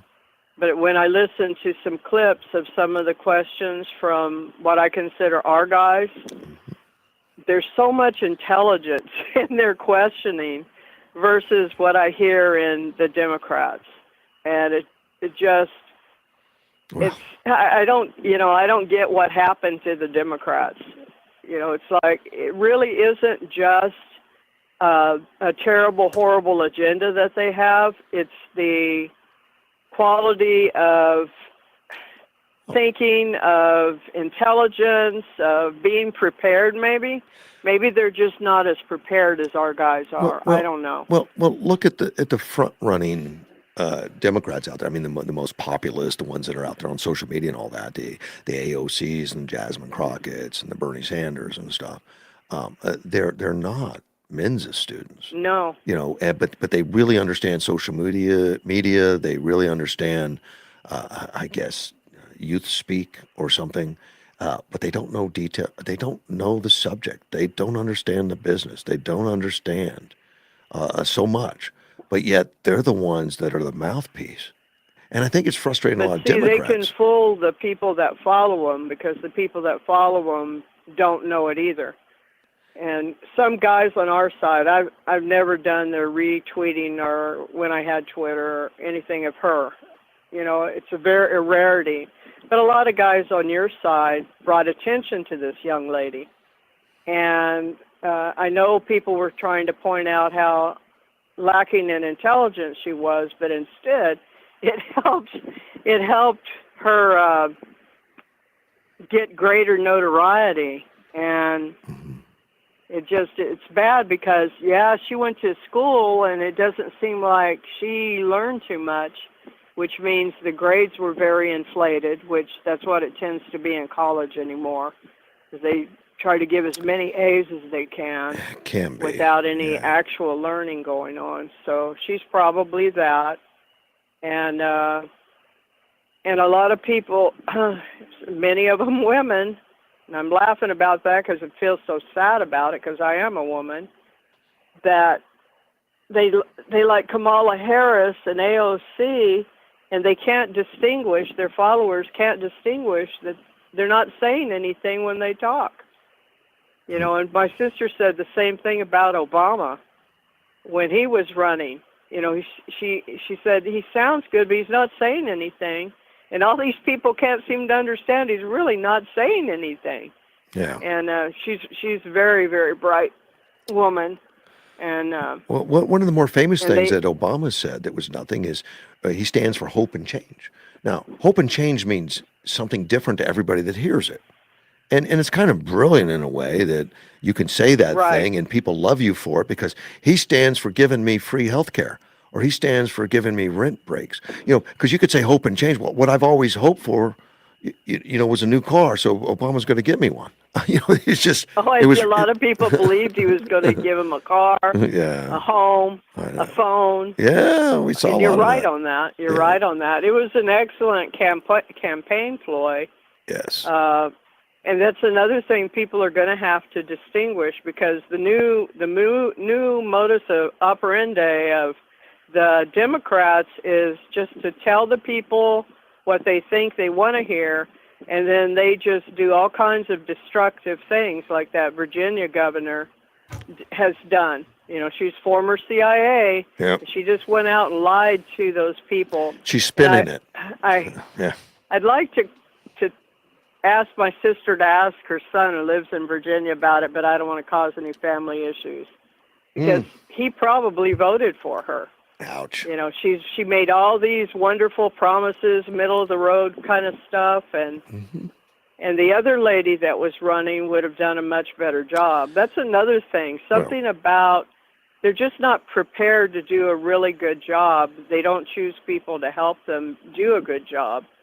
But I think you're wrong. I think she's doing a good job at doing what she wants to accomplish for the Democratic Party. It's not anything that she promised the people. No. And that's pretty typical. Like Joe Biden, when they asked him, well, you're not doing anything you promised in the campaign. He said, those are just campaign promises. That's exactly what he said. And he's not Exactly. alone. I mean, many have. That's just campaigns. You know, we say whatever. Trump is so weird in that he actually believes that's what he needs to do is what he promised. Right. And he works his butt off to try to achieve that. Yes. Now, I haven't heard a lot of clips, but of Biden talking to his ghostwriter, which would have been way back in like 2015. And he can't remember names. He can't remember this. He can't remember that. Yeah. That guy was mentally decrepit long before they hit him in the basement and ran him. But amazingly, he kept it away from Jill. Jill had no idea, even though she was married to him. You were so kind, because you know she knew. I really enjoy you because you're so kind. I know you're also being kind of sarcastic. Kind of, yeah. That's pretty funny. There's no way she should But yeah, not it's sad the family was like that. But look at the other people around him. Yeah. Elder abuse. That allowed it, and then they're pitching a fit right now. You know, they pitch a fit at President Trump if he closes his eyes during a meeting or anything like that. Yeah. And I really still think a lot of it is jealousy. They're just so jealous of this man, who some of the statues now have been gilded in gold. Yeah. And they're absolutely beautiful. I was shocked to see the pictures. I really want to go in person though, Sandy. I'd love to go to DC right now and just and just see it. If you two can, if you and your wife can, go for it. I know we can't at this time, but I enjoy the pictures, so I'll see if I can. He had a whole set at one time, but where they were working on it, but I'll see if I can. And they're just beautiful. I think I sent you one where these people were visiting, and it was a short clip video, and they're going, oh my gosh, I didn't even notice that statue the last time I was here. And the little girl says, they're so bright, and they're so beautiful. You know, I'm sure they'll interview some Democrats. This is a horrible waste of money. Of course. You know, I haven't heard that yet. President Trump tries to make things look beautiful. And he's visited other countries. There's a YouTube put out by a guy that's just on a bicycle that knows the history, lives in D.C., and he rides around to each one of these different fountains and show them working and what has been done and all that. And it's been really interesting to watch. And I know Helen and I have sat down and watched some of that. Share that video with me if you can. I will. I'll share it with you. Maybe I'll figure it out. I'll look at it. But yeah, I like that. There's some other guys that have done a good job. You don't really see them on the screen, but just showing like the different fountains, right, and them working and how beautiful it is, and showing the people sitting around just enjoying it. And I know I've walked by some of those fountains and not noticed them. I mean, I've been to some of those fountains and not noticed them because they're just, they're not impressive. They're dirty and whatever. And now that the fountain's working and the water's flowing, some of them for decades have been silenced. And he's bringing them to life. It's great. Right. And it is good for the country. Yeah. And it was great that he worked on it for the 250th and for FIFA and all that. You know, it would be nice if I could just swing a wand and get people to just, keep your own memory, your own ideas, but just get rid of the sickness. Which is the jealousy is what I think led to TDF. They're just jealous of Trump. Jealous. I think what made them really jealous early on is they're looking at all these crowds of people when he was running the first term, and they just couldn't hardly stand it when they could only get maybe 20 people. Yep. And that just made them so jealous that they became green with envy, and that caused sickness. And because a lot of people really liked President Trump before he ran. Yes, they did. And Democrats so and they Republicans. developed this sickness, and the sickness kind of spreads. But when it should have been, bravo, we got somebody who's going to work hard for But us. Trump didn't stay in his lane, Sandy. His lane was to be a billionaire and to give money to people. His lane was never to take our jobs and prove you could do it better than us. That's a good point. And you just got to jump in to a very complex job like the president and do it better than us. How dare you?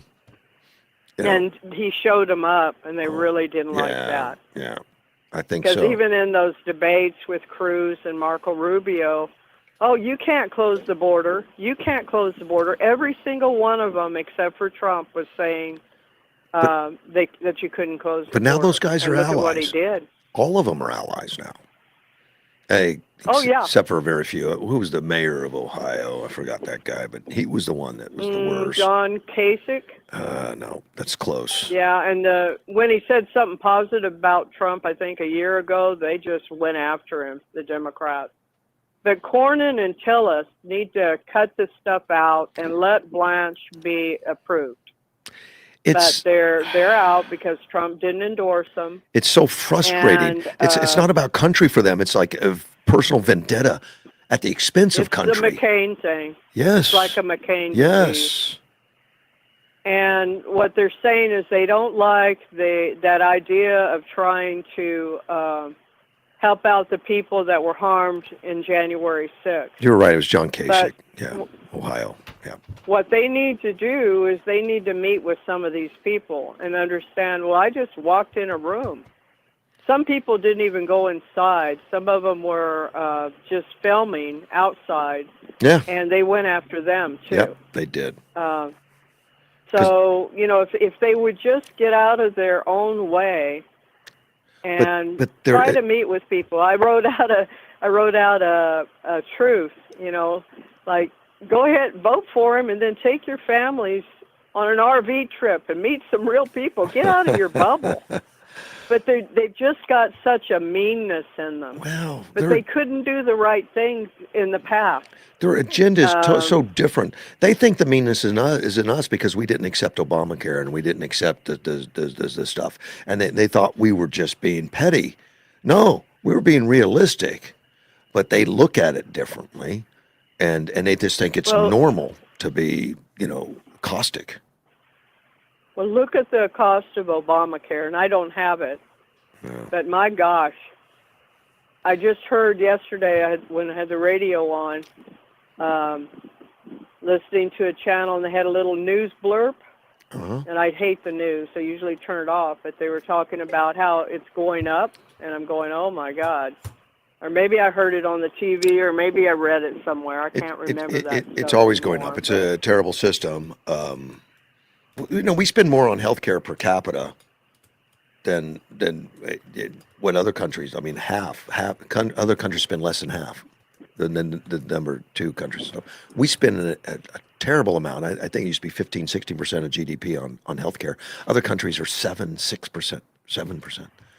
And we just spend terrible. Yeah, it's because we don't have people sit down and fix it. You need a group like your Larry Kudlow type, Steve Moore, right? Hassert, who was out talking about how something really improved in our economy. I think I sent that to you, but I don't remember what it was. But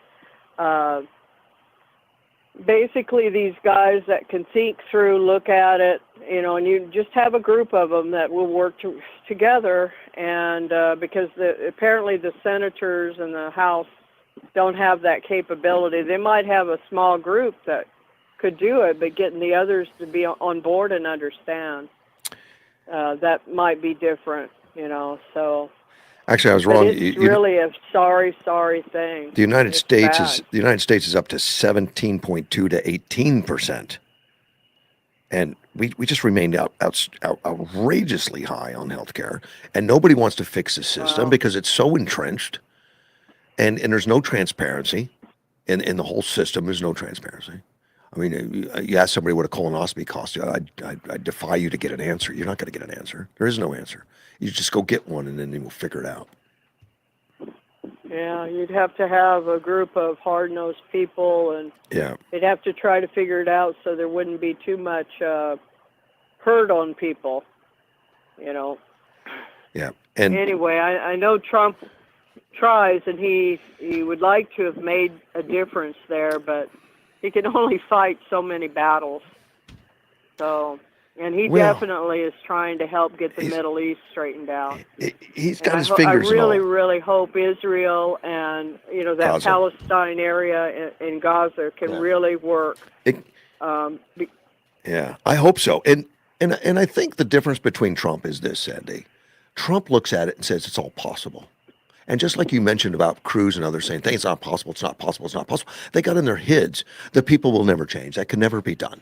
And they believe it. Now, if you believe it, then your goals are never going to be for peace. Your goals are going to be to try to mitigate the killings as much as possible and not get peace. Trump has crazy ideas of it's all possible.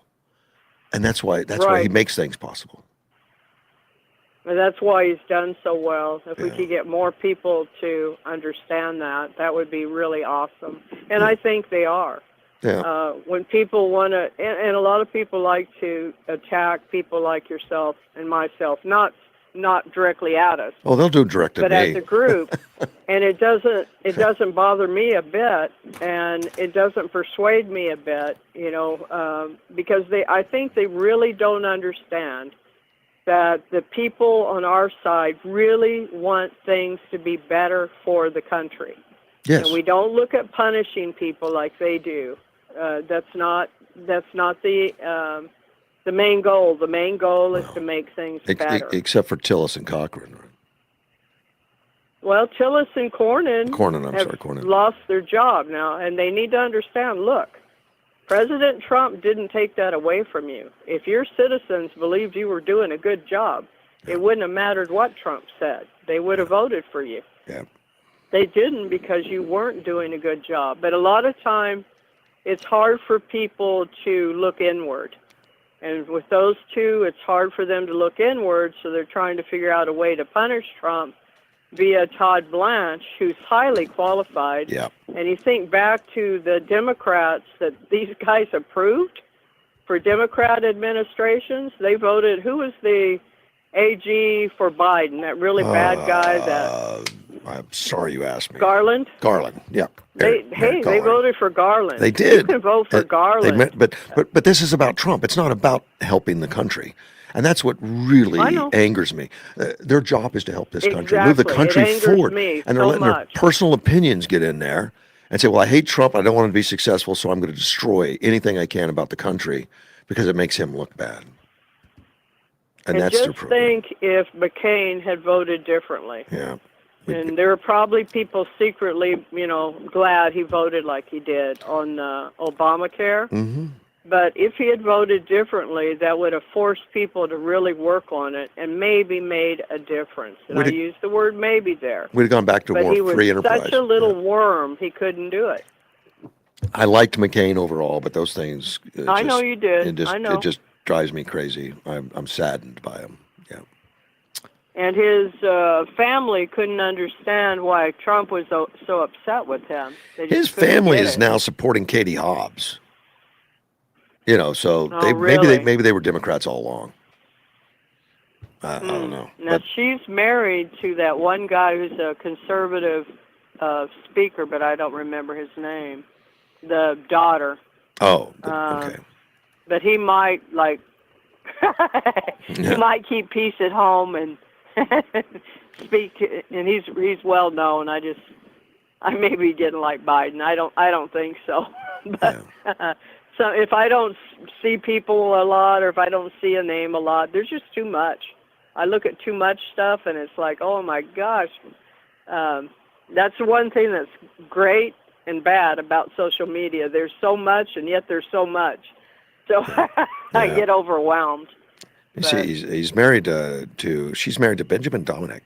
He's a political commentator. He's very good. Is he? I don't know him. Mm-hmm. Yes. Okay. I hear him on Hugh Hewitt, like a clip, and I don't watch Hugh Hewitt all the time, Mm-hmm. but I've heard him speak there, and I'm sure he's been on Fox shows. I just I could only watch clips, so it's if I see it, I see it. If I don't, I don't. Yeah. And he's very good, but he might he might be one of these guys like Trump who can bifurcate and do his job and then do whatever the family wants to do. But that's a really sad thing that they're choosing Katie Hobbs. It just shows terrible, terrible, terrible thinking. At one point, the daughter was on Hannity's radio show, and if you could, get a meeting with Trump, I'd like to meet with him and see if we could make things better. Maybe that never happened. Maybe President Trump said no. Or maybe it did happen and we just don't know. But obviously she didn't mean it. She didn't mean anything by it. And they're so mean and vindictive. Or maybe you're right. Maybe they were just always Democrats.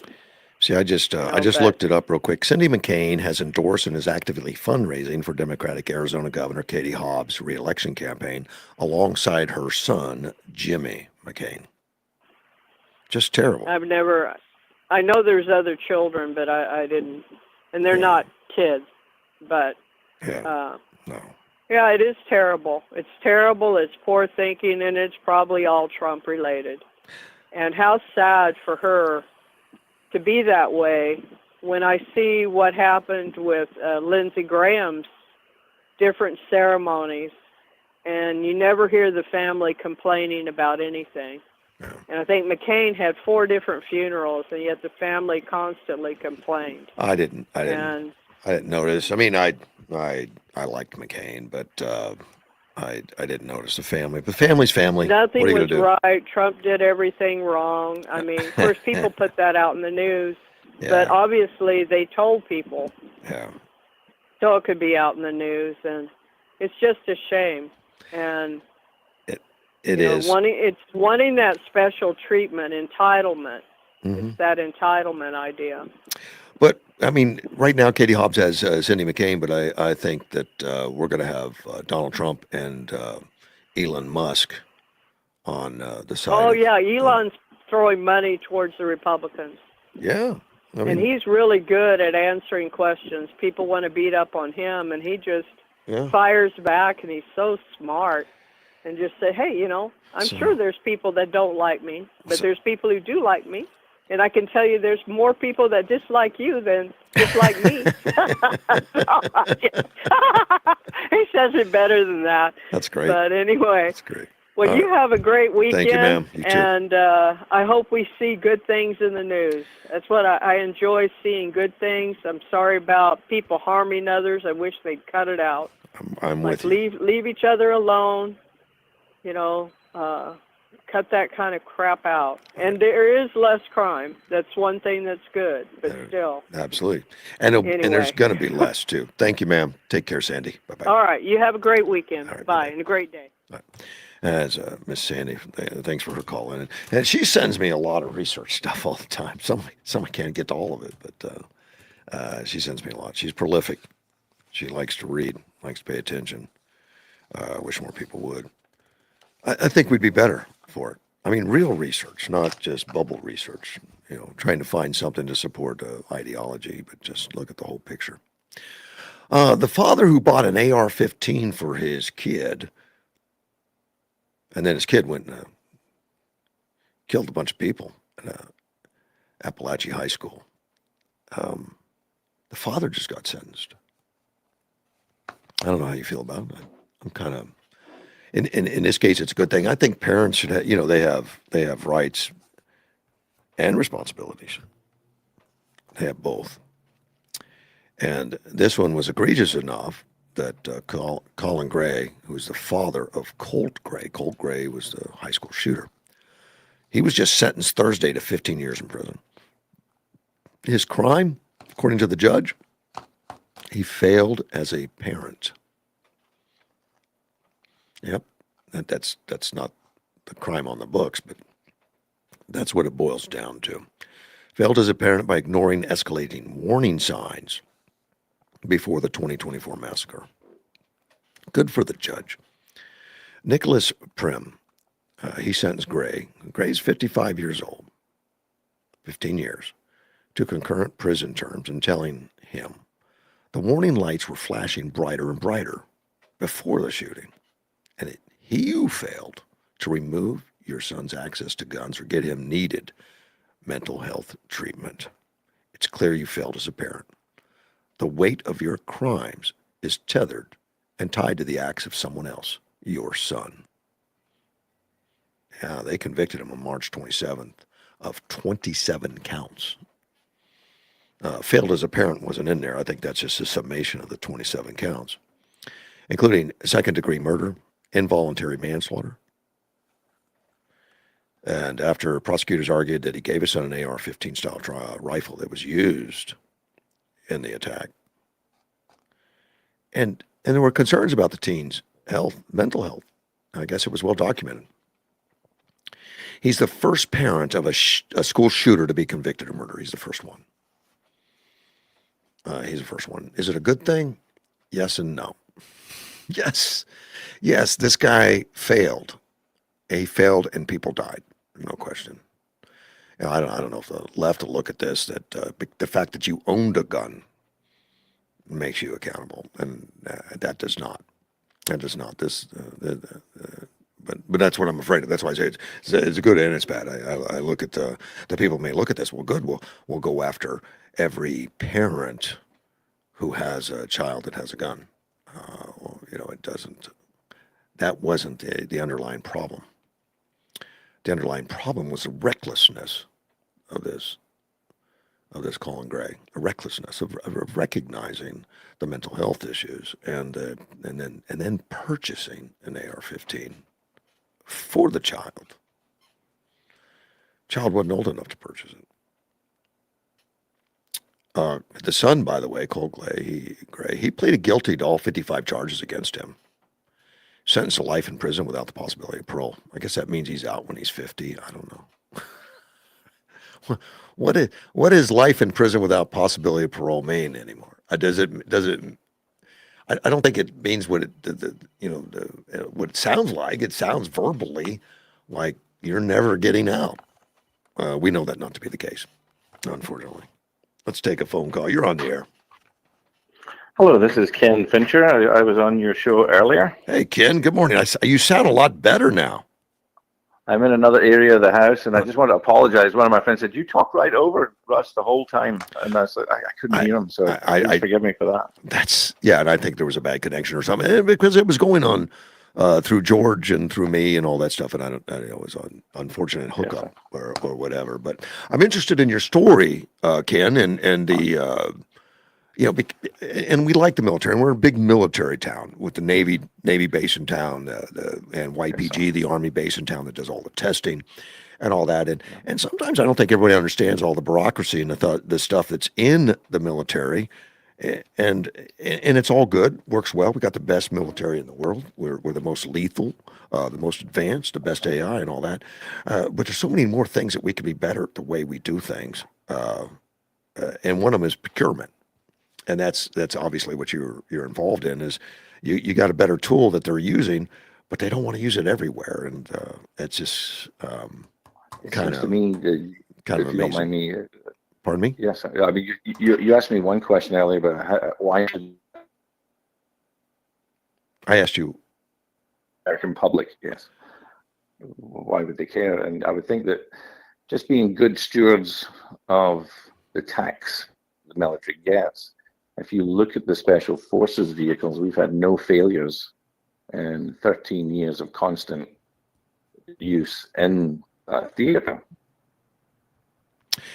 Yeah, but I think they more protect the complex. I mean, the military complex, they protect it. It's something they're engaged in. They work with a lot of these vendors that sell to the military. They all have ex-military on their staff.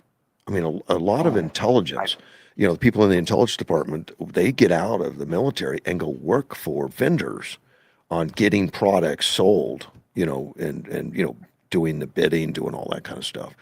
And that system seems to work for them, and they don't like going outside it too much. And if you have an expert, then you hire them, because I've got a lot of Army and Marine Corps guys that work for me.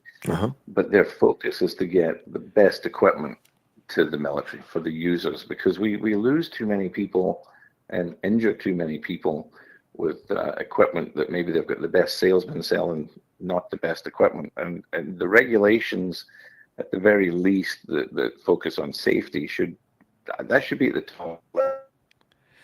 It should be. It's unfortunate sometimes that it doesn't seem to be, at least. At least that's not the end results all the time. What we can for the best price. Well, that's the theory, is the best price. I don't think that's always the outcome. No, I was trying to tell you, and then the phone got a little fuzzy, that there's 2,606. I was told that's the precise number of tank bars on order for this year, and that's coming from China. And so I know that equipment, that one, we're supposed to follow the Berry Amendment and not buy Chinese stuff, especially if it breaks. But it breaks every year. And so I think there's a continual rinse and repeat going on. And that is a waste of money. And when they do break stuff, then people get injured, vehicles get damaged. Yeah. And the 60 Minutes show, again, I had no idea that the number of people being injured was the big number that it is. The 25,000 injuries. Yeah, you start having a bar break on a tank and you're towing it, and that thing goes loose. I mean, bad things are going to happen. Yeah, but the old tank bar is only rated for a tank of 35 tons gross vehicle weight, and our tanks weigh 76 to 80 something tons. And so my 90-ton tow bar won't break below a load of 200 tons. Yeah. And that is a piece of equipment that's never failed. So why aren't you buying the equipment that is safer and stronger? And if somebody really needs to use it, especially in wartime, you really are relying, and lives are at stake on that equipment being sufficient for the job. If you, but I understand it. I understand that, the people in the field can't make those decisions. There's only certain people can, and then it gets put in there and it gets given a number, as you know. And when they have to order a bar, they have to order that. They can't just do what they want. Now, during World War II, if you study a lot of that, strange things happened. I mean, people did weird things in World War II. They would put machine guns mounted on bombers and do whatever, all kinds of weird stuff that actually worked beautifully in the field.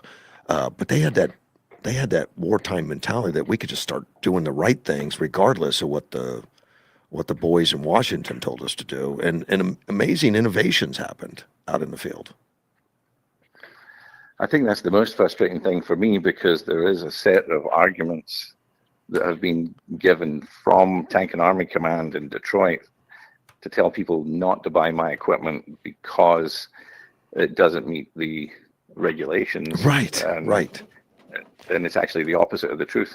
I am the only supplier of tow bars that meets every regulation and has proven it, and has a safety release and test results that prove that it's safe. That's why and that's why it's interesting to me to how do you break through that bureaucracy of books and regulations that they're using to beat this over the head, that we're going to buy the one that fails and doesn't work anyway. Sorry, I was going to say if you don't mind, go ahead. I go talking over you again. No, that's fine. That's fine. So we have been talking to bipartisan committee at the HASC, the House Armed Services Committee. Yeah. So we have Republican and Democrat support to do what's right for the soldiers. We are pushing that in Congress right now to say, and this sounds silly, right? Because we're not saying, hey, buy Ken Finch's stuff, buy DPSG stuff. We're just saying buy equipment that we know meets the regulations, which will be the 2-to-1 safety factor on the ratings of the equipment. and you buy the equipment that's tested and proven. I mean, the Humvee, we have a kit called the Hammerhead trailer towing kit, or the Hammerhead Attack. Mm-hmm. I've lost you, Ken. We stop straight and true with our trailer towing kit, the Hammerhead. With the old Humvee trailers, they always kick to the left. The system, every Humvee was sold with a trailer. So when they're driving and they hit, the trailer becomes unstable because the axle's in the wrong place, and it can really cause a lot of rollovers. I think 2/3 of the deaths since 1980 are because of Humvee accidents. Well, So we tested our kit. We've had that test result for a year and a half, and they still haven't bought our equipment. right. Despite last year, we had a safety of use going out that said the only safe and proven system is the system from DPSG. And that system has a full safety release. It helps the braking. It makes the road manners much better. Surely you should buy that in the meantime. And if you're looking for something that's even better, if it stops those people being injured, if it saves lives, why aren't they implementing that right now? I think that's the right question. And how the system works and how you get that through is what's amazing. And has it been tested at like YPG? Has the government tested it, or is that just your private testing? My equipment's been more tested than any other source. Let me ask So you. we've been tested at ATC, Yuma, NTC. Oh, it has. Okay, it has been, and so it's Yes. given the green light, YPG, and all that. So it is amazing. And it to wouldn't me. be in the smart book. It wouldn't be on the doctrine unless it was tested. So we gave that to the test director and to the branch chief, and they said, "Oh my God, this is better than anything we ever hoped for." Never mind. And they still order the one that from China that's going to break. Amazing. Yeah. So I found it to be very honorable, and so working in good faith with the Marines, they've never let me down. Well, somebody who's making this order that has a phone. I mean, and I don't know how you get to those guys, but somewhere in that procurement department, there's a guy with a phone that's got to order it. I don't know where he gets his marching orders. I mean, does he get it from a clerk somewhere? Does he get it from a general? Does he get it from something that this is the one we're going to order? But somebody's. Well, we have talked to some people at the Pentagon who I think some of the generals that we've told our story to are really interested in. Sure. In doing what's right for the soldiers. So I think the Pentagon will probably stop that's going on at TACOM, and I believe the HASC, Congressman Whitman and his team, Rick Scott and all those guys, they're telling me they're going to do what's right by the soldiers and make sure that the language, which will be bipartisan in the NDAA, will say you must buy equipment that's tested and proven. We did a FOIA, by the way. Yeah, so we're getting great support from Congress right now. But we did a FOIA, and what we asked for was the test results of the old equipment, and they said, "Oh, nothing to see here." Oh my gosh! Well, I think your diligence has to pay off, Ken. I've got to run, but keep me informed when you get the orders. I'd sure like to hear how you did it. I'd love to talk to you again and give you some more information, and I'll certainly tell you. All right, sir. Thank you, man. Bye-bye. And that was Ken with the tow the tow company. No, he's not a tow company, but he makes tow bars for military equipment, and he's frustrated that his equipment's saving lives, and they're still buying the stuff that breaks. And there's another side to the story that I don't know.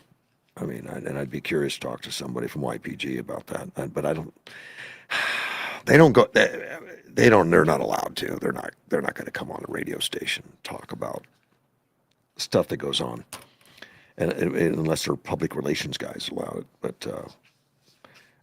they're gonna follow the marching orders, whatever those are, whatever the protocols are. So it's tough to get through. I'm always curious, like how does somebody invent a better mousetrap and actually get them to buy it? Because it's not automatic. It's not automatic. Just to finish up with Colin Gray, the guy that bought his son a rifle. it's just pointed out in this that he didn't pull the trigger, and his failure as a parent and a gun owner helped to make this tragedy smarter. And it was the Apache High School in Barrow County. Killed teachers, kids all along, and the parents of the parents of the victims went to the trial and talked to the judge and told the judge that make the parent accountable. So this is the first one that's accountable, the first one that's done that. So I'd be curious to see how it goes forward. I don't know that every shooter had a parent that was that negligent. Don't know. Hopefully that's not used as like every parent now is responsible for everything the child does, regardless of the upbringing. I think this guy had it coming. I mean, just from what I've read about it. I don't know him, but from what I've read, I think so. I started talking a little about Fauci taking the Fifth Amendment. Charlemagne the God, I don't know if you know who that is. He's a radio host. And he does a great job over in L.A. I don't listen to him, but he's popular, called The Breakfast Club. He goes on about Fauci use of the Fifth Amendment, and he's a leftist. He's liberal, but he understands why Fauci needed a. He never understood why Fauci needed a pardon if he didn't do any crime. So even though he's a leftist, he doesn't excuse Fauci. He's not going to wrap his arms around him and say that poor Fauci's getting the Republicans mad at him, and it's unfair. But he says, and when you think about every conspiracy theorist and accuse him of everything from creating to covering up the virus to profiting from mandates and vaccine, it does look suspicious that he won't answer questions. And the language, how can somebody trap you if they're doing nothing wrong? You can't trap me if I'm doing anything wrong. If I'm not doing anything wrong, what am I going to say? Not completely true. Lawyers can trap you, I guess, a little bit. I mean, there is time. Now, his co-host at there, is defending Fauci's Fifth Amendment. He's pointing out he's on the advice of counsel, so he didn't have any malicious intent. Well, I think it's just the advice of counsel to get him out of jail. I don't think it has to do anything with malicious intent. And Charlemagne says, you don't think it's fishy that he got a pardon? Why did he need a pardon? Of course it's fishy. Charlemagne's right. It is, but it's nice to see some liberals that'll stand up to a little bit of common sense. It's very unusual. It's an unusual pardon to give a pardon for a time frame, no matter what you did. I mean, that's kind of I don't think that's very common. I don't know if it's ever been done. And he did a few of them. Did it for his son Hunter, and he did it for quite a few. And Charlemagne is skeptic, like you did that because you knew there were problems. Joe Biden Joe Biden, when he pardoned him, was at the end. And there's a lot of questions on whether that pardon is going to hold up, on that pardon or it's legitimate. Trump has raised the question on the fact that it was an auto pen and who told the auto pen to do it. Did it really come from Joe? And I think Joe Biden at sometimes, because he keeps asking, he would say, oh, yeah, it's good. And he says, well, I gave them a parameters of what I'm looking for, and they carried him out. In other words, I don't think he looked at each one from his own testimony, or not testimony, but he was talking to news reporters and stuff, that they were following an outline that he gave them to do. In other words, Joe probably didn't get involved with these things, especially the more we hear about Joe probably not being as conscious as we think. Mandani, the number one Democrat socialist in the country, and seems to be very popular. He speaks well. I mean, he speaks better than Katie Hobbs. He's not afraid of a debate. And he's getting some criticism now from the left. The left's starting to push away from him, and from the socialistic embracement and all the Democrat Socialists of America and what they stand for. I mean, what they write out, like changing the Constitution, getting rid of the executive branch, getting rid of the Senate, getting rid of the judicial branch, or the Supreme Court as we know it, and just one body in charge, and we'll appoint everything, and we'll tell you how to run things. just insane. They believe it. Getting rid of prisons, getting rid of the borders. Everybody's a citizen. They put it in writing. They spell it out. They put it in writing. So, but some of that's starting to get some pushback now, and including Mandani. And Mandani, has been a darling for the left, even though he's a socialist. They've wrapped their arms around him, but that might be changing slightly. He's getting a little criticism now over taking credit for things he had nothing to do with. Like there was a $104 million increase in delivery workers' tips. And it was made possible by legislation that he took credit for. And I'll get back to that. Let me talk to Mike. Mike, good morning. Hey, good morning, Russ. How are you today? We're doing well, sir. And yourself? Great. In response to Elon Musk giving us all that good money, I wonder what Senator John McCain would say with his McCain-Feingold bill. I don't know. I don't really care. What was the McCain-Feingold bill?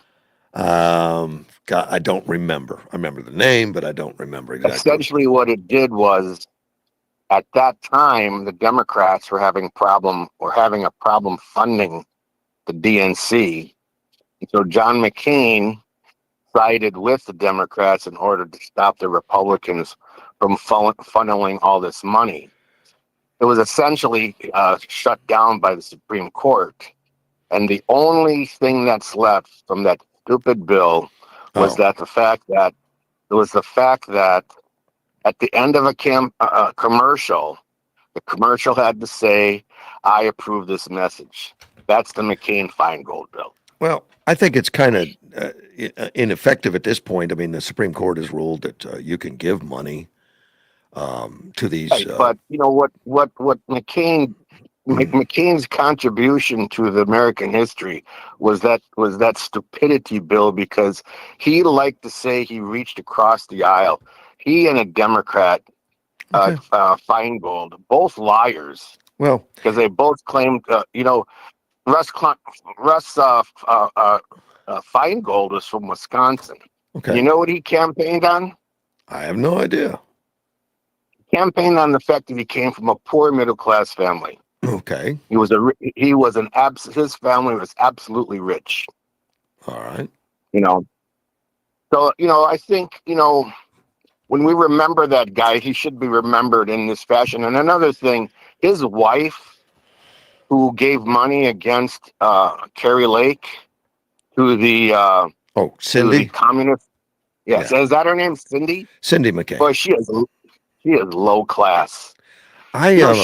She's not in favor with me. I don't like what she's doing. She dated John McCain when his wife was dying. Did you know that?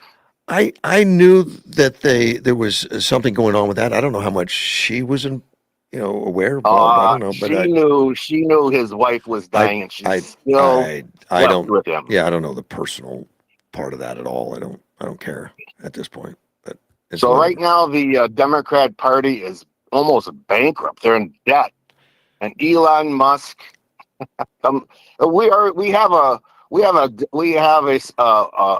supply of $100 million, and Elon Musk is giving us even more. Yeah, and with all that money, we should have commercials. And don't forget, wait a minute. This was approved. Musk is not giving it to the Republican Party. Musk is running a PAC, and he's going. He's right. He's going to be doing his own thing. It's separate. Right. That's what I don't give money to the Republican Party. Okay. The Republican Party, who are responsible to take my money. I give my money directly to candidates. I give my money directly to Eli Crane. I give my money directly to Carrie Lake. I give my money directly to Andy Biggs. Good. Those are good choices. I'm not giving the Republican Party money, who laid down and let socialism come into this country after, soldiers lie under white headstones to prevent that very thing. Well, we need the parties to exist also. I think they do. They present a role, whether you like it or not. I am a two-party person. I don't believe in a third party. Okay.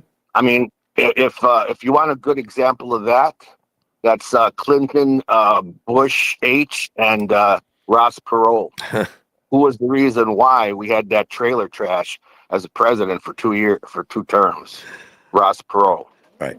Yeah. Ross Perot made a difference. He did. He took away enough votes from Republican for sure. And he had no intent on running.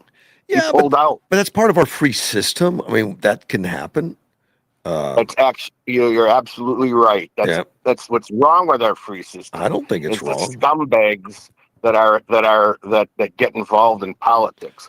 I really hope that what Trump has done to curb voter fraud will really show just how ineffective the Democrat Party is in terms of ballots. Yeah, Trump hasn't done it yet. I still keep my fingers crossed, buddy. But that Save America Act is still dead right now. I know there's fighting every day for it, but Thune hasn't stepped up, and there's a couple, sour grapes that are blocking it from being complete, even at its simplest form. But we'll see. We'll see. Trump's not giving up. Well, we have less than 80 days. Yeah. Until we find out the direction that this country is going in. Yeah. And if everything that he's doing right now is going to be for naught if we don't win the House and Senate. And there's no reason why we should not win the House and Senate in lieu of what the Democrat Party is doing to themselves publicly. I think you're right. I mean, there's a real possibility to win. I mean, it's out there, even though history's against us and all that kind of stuff. Because it just that history excuse is poor politicking. I think it's worth looking at. I think we need to continue. Sure, you know what? If anything is worth looking at, but you got to look at the right thing. Yeah, we have an opportunity to win this House and the Senate in big majorities. If the Republican Party would fight for us. The Democrat Party right now is giving so much fodder to lose.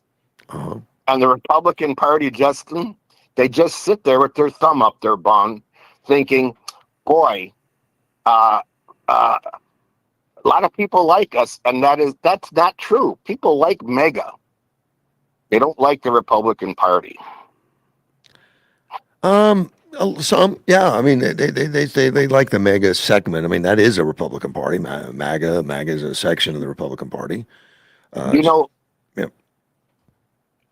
I have still not heard any Republicans pass this bill, and we should pass a bill to make the Emancipation Proclamation and the passing of the 13th and 14th and 15th Amendments holidays, so that annually we review just how scummy the Democrat Party is, what their position was. Because if we had the Emancipation Proclamation and the 13th, 14th, and 15th Amendment, you wouldn't have people thinking that Jim Crow, KKK, and the all of that was the responsibility of the Republican Party. That's why we need to have those holidays to annually review that. And now we need to have another holiday, January 6th, to show America just what the Democrat Party did. I think we got too many holidays, but I don't disagree with putting a spotlight on J6 and what it was really about. But we don't even have the whole story. Nobody interviewed Nancy Pelosi. Nobody interviewed the chief of police. Nothing was done. I mean, that whole interview on the J6 fiasco by the Democrats with two malcontent Republicans was a joke. And what was the name of the female malcontent Republican? The one from Wyoming. McCain. No. McCain was the female on that board. No. There was two people on it. Liz Cheney. I'm sorry, Liz Cheney. Yeah, Liz Cheney out of Wyoming. Yeah. My mistake. And lied, cheated, destroyed records, and didn't interview the players. It's just crazy what happened. We should be forced to remember that annually. Well, To show. I would certainly like. I would like more information about it. You know, the left still uses that as like they almost took over the world. You know, on J6, and it's like, are you looking at the same thing I'm looking at? You know, there's video that not all of it's all been released, unfortunately, but there's video out there that shows people just walking around the velvet ropes, including that guy with the horns that they let go finally because the videos got released that showed the cops were working with them and telling him and praying for him and all that kind of stuff.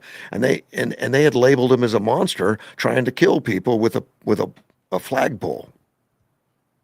Well, you know, you and I are just reviewing what we know, but the apparently the sleeping Americans, the comfortable Americans, don't see that. I agree. And if we lose the midterms, the comfortable Americans are going to get stung in their butts. I just don't think a holiday's going to do anything. Heck, I don't think everyone knows the holidays now when they take off for Memorial Day or something or Veterans Day or. Well, you're absolutely right, but there's still maybe an hour in there that you have to remember that it's at least about, you know, the military. I think a movie should be made. I think a movie should be made on J6 on reality. It really was, and the fiasco of the investigation and the lack of information that got out.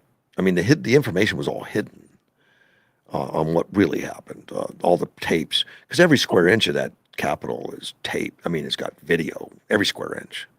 And we didn't see any of it. So if there was fighting and rioting, why didn't we see more of it? We saw a few little bursts of things, but we didn't see enough. We didn't see it. Well, a lot of people got killed. A lot of Republicans killed a lot of people during that. No, they didn't. I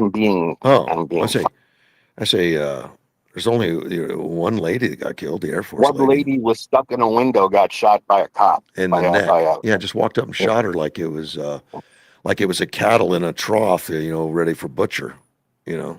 That's all it was. Nobody knows her name, but they sure know who Good was. I used to. Who actually? Yeah.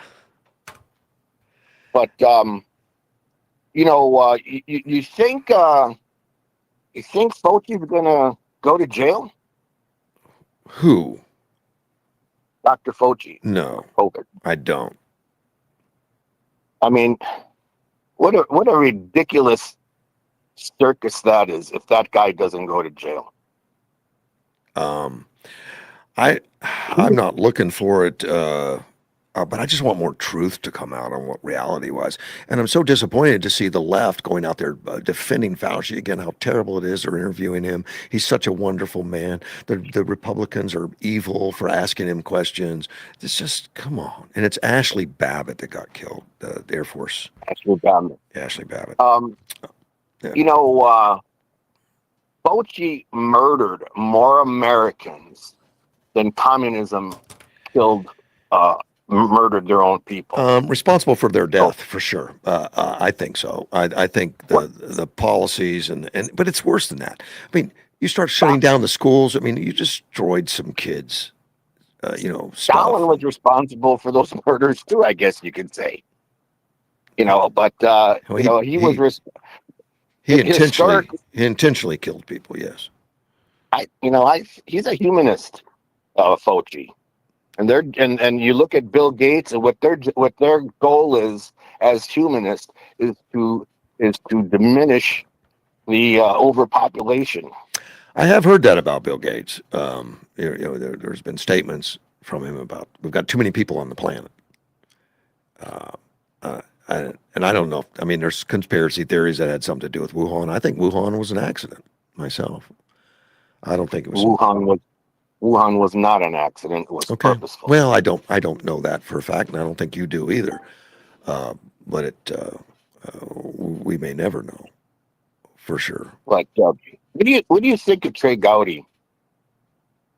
I don't listen to him much. I mean, I think he's better than some of the some of the guys on the left. I like Trey overall, I guess, but he doesn't look like a. I mean, he's not a guy I follow. You know, he had Hillary Clinton dead to rights on Benghazi, and he just let her go.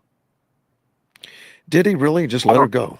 Okay, I don't know. Did she go to jail for that? Of course not. You remember?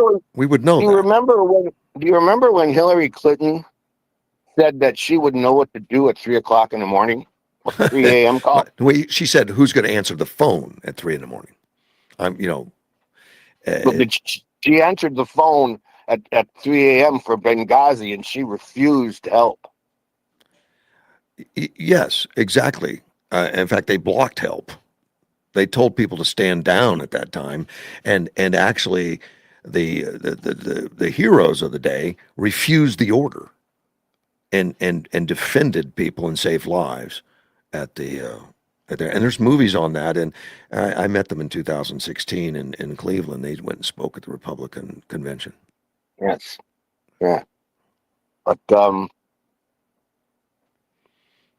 well, I certainly hope, because right now I'm not hearing anything coming from Andy Biggs or the Republican Party about the midterms. Really? I suppose they're waiting until after. I suppose it's supposed to be some convention in August. There will be. That's a Trump thing. I think it's a brilliant idea. It'd be the first ever midterm convention. Because her commercials are really anemic.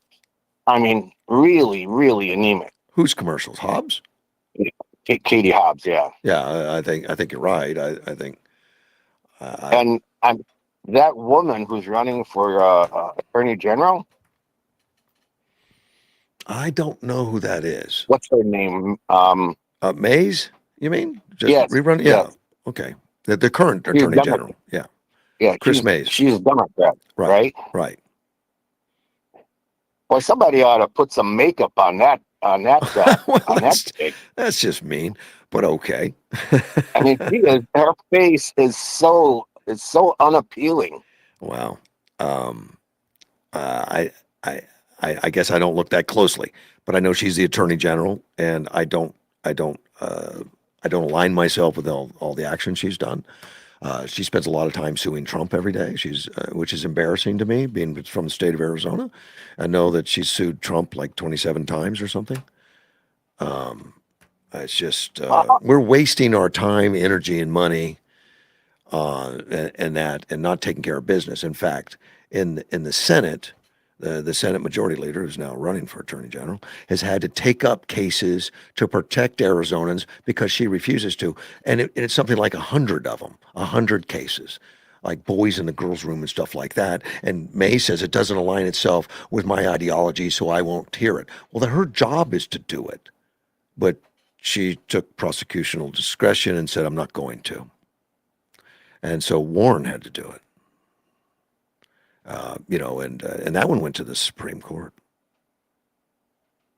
Well, I totally disagree with you in terms of how to go about fighting these people, because we need to be aggressive. And if telling the truth is too aggressive, then I'm sorry, but we need to tell the truth between now and November. Yeah. And I hope. I don't understand. Andy Biggs didn't reach across the aisle when he was America First. And this reaching across, what is the sense of reaching across the aisle? What is it that the Democrats have that is so virtuous that we need to reach across the aisle from? We need to damage. I agree with Biggs. I think reaching across the aisle is the right thing to do. That doesn't mean you give up your programs or ideals. It means you have discussion, you have conversation, and work through budgets. You work through bills, and that takes reaching across the aisle. And I think if you get a bunch of people in there and says, "I'm Republican, I refuse to talk to Democrats. I'm not going to talk to you." Where do we go then? Where do we go? That is not what I'm saying. What are you saying? That is not saying I'm Republican. Are you looking at reach across the aisle like I'm going to give you? And myself, what? You say reach across the aisle to you means what then? That I'll give you half of what you want if you give me half of what I want or something? Yeah. Well, then, if that's reach across the aisle, then I don't agree with that. Exactly what that means. Then I don't That agree is with that. That doesn't exactly- mean that to me.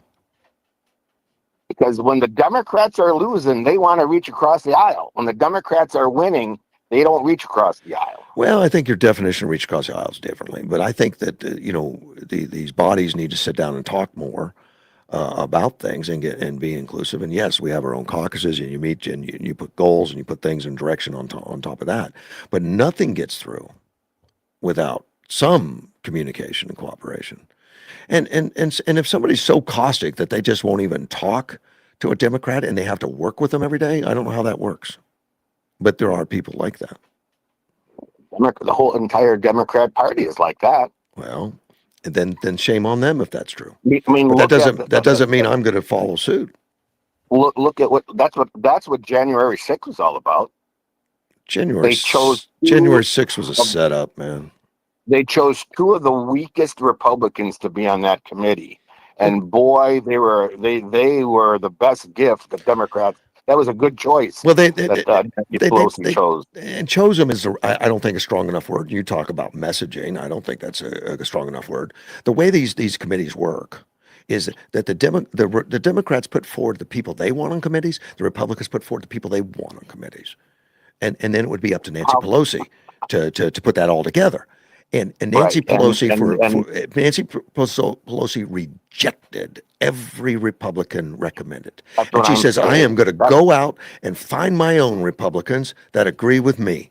And she only used two of them, and we were supposed to have 4 or 5 on that committee. And she refused that also. So she loaded it up with only Democrats and with 2 Republicans that would do her bidding. And they called it a bipartisan committee. And that's just bull crap. It wasn't. So to say she just selected is wrong. It's not just selected. She bucked the system 100%, loaded it up to get the results that she'd already decided she was going to get. And then they cheated and lied on it. They erased records. They interviewed people improperly. They did so many things wrong and then covered it up and burned the records. So, yeah, it's more than just selected. On that, you're not strong enough. Well, that's them reaching across the aisle. No, that's not. That is not reaching across the aisle. That's how they reach across the aisle. Because they were strong. They had all the majorities. They were strong. And that's what they do. When they are losing, that's when they want us to reach across the aisle. Well, that's not reaching across the aisle. That was the opposite. Because leadership reached across the aisle and sent her the list of Republicans they wanted on the committee. She absolutely didn't listen. And she decided to select her own. And that's never done. I mean, I couldn't find when that was ever done before. Generally there's always that cooperation on those kinds of things. And I'm glad that we haven't done anything like that to retaliate. I think that's the wrong thing to do. You don't emulate the things you hate and the things that you think are wrong. And one other thing, I want to get on the airwaves, and somebody had brought up John McCain, and so I like to keep that knowledge going. But Sarah Palin saved the Republican Party, and I don't know if the Republican Party understands that, but Sarah Palin saved the Republican Party. If it wasn't for Sarah Palin, John McCain and Lieberman would have lost in a landslide. I think they lost anyway. I don't know. But they didn't lose. See, you don't understand the margins. You see, if Sarah Palin got him enough votes to not make it look like America. I mean, America was choosing the Democrat in a landslide. You know, up against the idea that Obama was running on the first black president, he still garnered enough votes to almost defeat him. And that was Sarah Palin. That wasn't John McCain. I don't think I like Sarah Palin. I know that. I don't know. And John McCain crucified her. John McCain blamed her for his loss. She's the one. I don't think John McCain used her enough. Obviously, he kind of hit her. Obviously, he didn't, because he didn't like her for some reason. I don't know. He liked her when he chose her. Yeah. I want the Republican Party to never forget that woman saved the Republican Party. And see, you worry more about that stuff than I'm more focused on current stuff. I mean, that's not going to help me today. Right. You know. That's fine. That's fine. But historically, an American, a Republican candidate had never lost in a landslide. Only Democrats lose in a landslide. And John McCain would have put that that statement in history, because he would have lost in a landslide. That's only your theory. I don't know that that's true. I don't know. I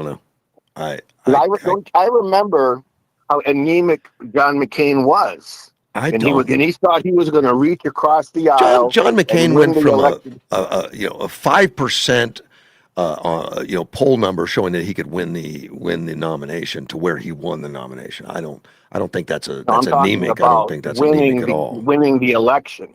I'm talking about winning the election. He didn't win, obviously, but I think he did. Of course he didn't. But what I'm saying is, I remember he was going to choose Lieberman to show he was reaching across the aisle, and he would have. I'm telling you, he would have lost. And nobody, I'll tell you, a lot of Republicans that didn't know at that time that they were MAGA first were not going to even vote. We're not going to even vote. And that's all possible. That's all possible, but we don't know that for sure. The thing about it is, we don't know. When Sarah Palin came on, when Sarah Palin came on the scene, she energized America. There's no question. She did for a while. She did. I'm not questioning, but to come up with all these conclusions, I don't think you can back that up. I don't know. That's just guessing at this point. And then one more thing I'd like to say before the weekend. What's that? Is that I think that, and I hope Andy Biggs follows through on the debates. And I think he ought to have 6 debates. I think he's going to have one maybe. Hey, I got to run, my friend. I've got another call. All right? All right. Take care, man. Bye-bye. That was Mr. Mike. I got Jonathan. I haven't talked to him in a while. So, hey, Jonathan, you're on the air. What's up, man? Hey, good morning, Russ. How you doing? We're doing well. Good morning. Well, you're coming in good on Q Broadcast Channel 24. Right, and we were off of that for a little while. I guess Q Broadcast had, I guess some. Was it technical or was it other logistics problem or something that they were off for a little while? Well, they tried to have people saying that they were broadcasting, all the channels illegally. Okay. Q Broadcast won their lawsuit in court. Okay. And just so everybody knows, on there, buddy. Q Broadcast actually is a combination of like all these different stations that you pay for, and they put all of them in one place, like ESPN, HBO, and all the other stuff. They put it all in there, and for one price, you just pretty much get everything, right? Yeah, it's one low price of $69.99 a month. Right. And you get all the channels, including the sports channel. And so other companies were suing them, saying that that's unfair. That's because then we can't sell ours because we're much more money. And well, exactly. And that's what held it up. DirecTV, Dish. Yeah, look at DirecTV, Dish Network, different companies out there, cable companies. If you had everything that Q Broadcast offers on these other networks, you're going to pay over $250 a month. All right. And they do it for $69.99 a month. So of course, a lot of companies don't like that. Right, and that's what, and we broadcast on that right now, and you've made that open and available that we're on Q Broadcast. Now, for the $69.99 a month, you don't have to sign a contract. It's just month to month. It's just month to month. They can cancel anytime if they don't like it. So if you sign up for Crew Broadcast and you don't like it, you can just say, pull the plug. And I do like that. That's one thing I like about Allo. Allo Fiber. It's a month to month. Right. They believe you're just going to stay with the system. It's going to work. It's going to be good. Versus signing a year or 2 year contract or something. I like that. Well, listen, I had a good phone meeting with Mark Lamb yesterday. Uh-huh. And Mark is actually very concerned about our borders as well. Of course. Especially with the port, with the checkpoints being unmanned like they're being. Mark has been raising a lot of stink about this as well. and said this is unacceptable with what's happening. Okay, and you're talking like the checkpoint So, out on Highway 95 has been not banned for a while now. Well, you're talking about that one, plus the one just right outside of Yuma, right there, too. Well, that one's closed down permanently because they're building a new one out there closer to Roll or something out there. The feeling was that the one here in town that was right at the foot of Telegraph Pass was too easy to drive around. You could it was a go around. You go around the other side of the mountain, you can get away from it. So they want one further down. That's now, Russ. Do you know if that other one has broke ground for being built yet? I have no idea. Because my understanding, it has not. Okay. I don't know. I know it was on the books to be built, and that's why they didn't reopen this one. I have no idea. So the one and only one that we do have is unmanned. So I'm not quite sure what it's going to take for Mark Lamb to get that addressed, but I know he's working on it. Well, I know that they open it when they feel it's necessary. At least that's what they've told me. But I don't know why it's not necessary right now. I have no idea. And maybe they feel they're stronger on the border itself, but I don't know that they've put out a statement as such. Right. Well, I'm planning another trip down to Yuma soon, so maybe we can get together on this next trip and Sure. maybe do a broadcast together. Well, give me a call when you're in town, my friend. Will do, my friend. All right, buddy. Take care. All right. God bless all you guys, and have a great weekend. All right. Bye-bye. Take care. Right. Now, Jonathan has been doing podcasts for a long time about border issues, and particularly during the Biden administration when the border was real hot. There was a lot of things going on, and he was down there doing a lot of video and doing a lot of stuff. So, and he hasn't given up. He's still out there looking at these checkpoints. And the checkpoint outside Yuma is been closed for a while, just outside Yuma here on the highway. And it's planning a new immigration checkpoint. I'm just looking. It's being replaced by Yuma Sector Border Patrol's former checkpoint Telegraph Pass, shut down in October of 23. So it's been that long.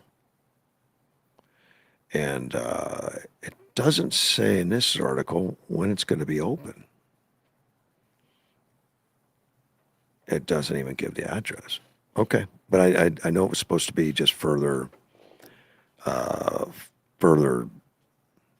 east. It's going to be out there. I'm going to take a quick break, and we'll be right back. Mortgage One Studios here with Russ Clark. We'll see you in a few minutes.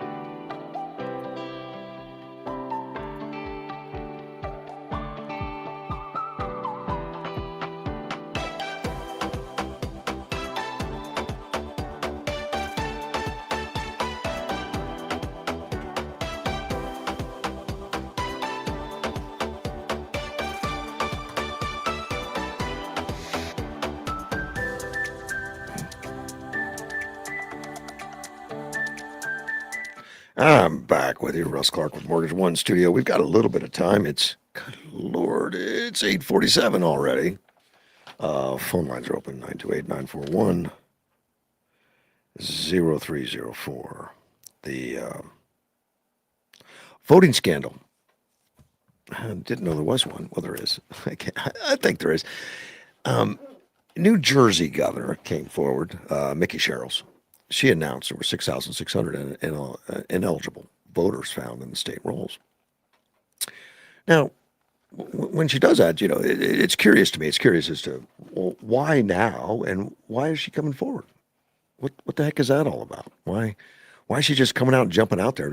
And she's been one of the ones that was saying that there's no fraud. It's not going on.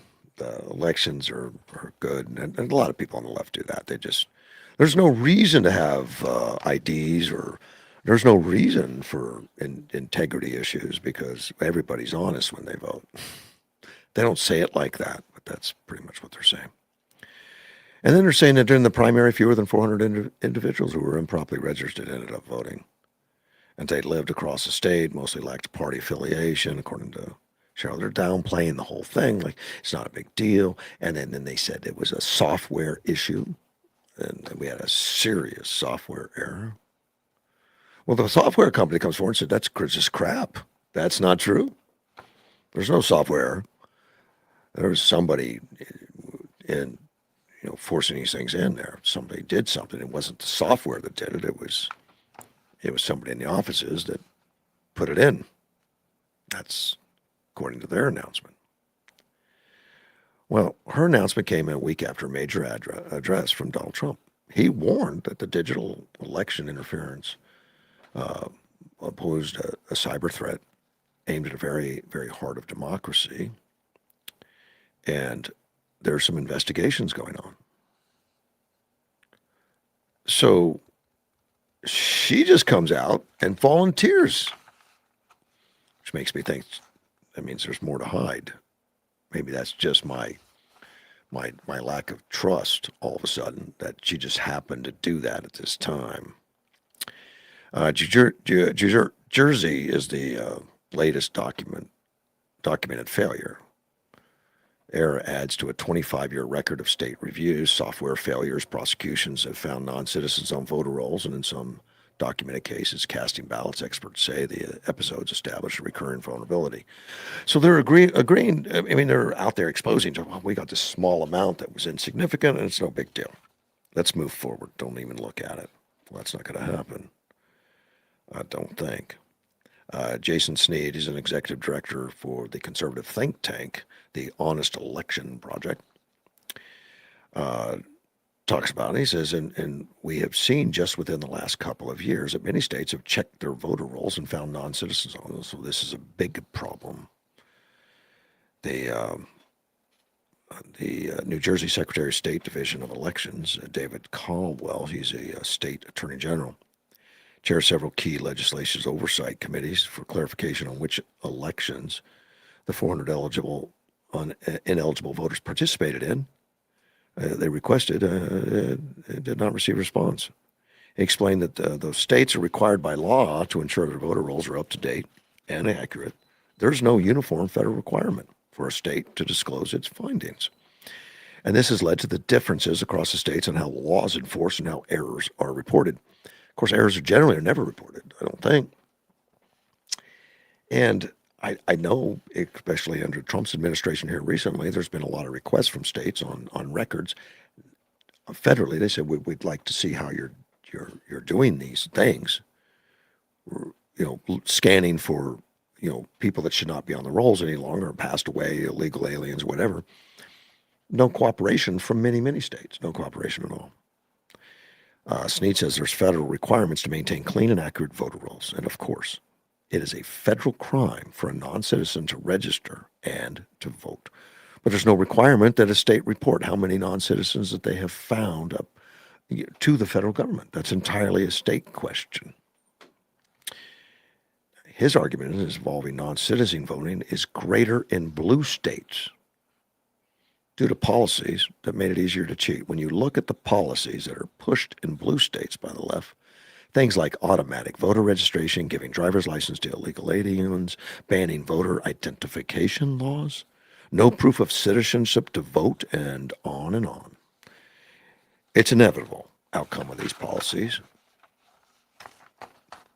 Yeah, inevitable that it's cheating. This is not the first time we've seen it within a state with automatic voter registration. Mark Wayne Mullen, the Homeland Security Secretary, he released a statement announcing just recently that the Department of Homeland Security reviews of state records found as many as 250,000 non-citizens registered in just 4 states. In New Jersey, they found 190,000. Now, see, he found 190,000, and the governor come out and says, "Oh, we found 6,000." Yeah, I guess it's to say we've done our research and it's over. I don't think so. California. Oh, I'm sorry. It's 109,000 in California. It's 35,000 in New Jersey. Not 190. 115,900 in Nevada, and I don't know how they found him, but he emphasized this shouldn't be a red or blue issue, and this is from Mark Wayne Millen. Only Americans should elect American leaders. Well, that's the law. We've put these governors on notice. States must work with us to ensure free, fair, and honest elections. Of course, they're not cooperating. Charles Stewart's a professor of political science specializing in elections at MIT. I didn't know we had guys that specialize in elections. The controlling federal law governing voter registration, the National Voter Registration Act, is silent on the issue of non-citizens on the roll. This was not an issue in the early 1900s. One of the ambiguities right now and controversies is over precisely what sort of obligation states have to audit their rolls for non-citizens. And he's right. That is the point. And I know it comes up in the state of Arizona about getting people off the rolls. Well, the left complains about it. We shouldn't take anybody off the rolls. You're just trying to get people from not voting. That's Jim Crow 2.0. Well, no. People move out of state. People die. People actually will sign up accidentally through voter registration and not know they're signed up. I know that I've talked to people personally that, they went and got a driver's license. All of a sudden they found out they were a Democrat. We don't know how, and that's happening here in the state of Arizona.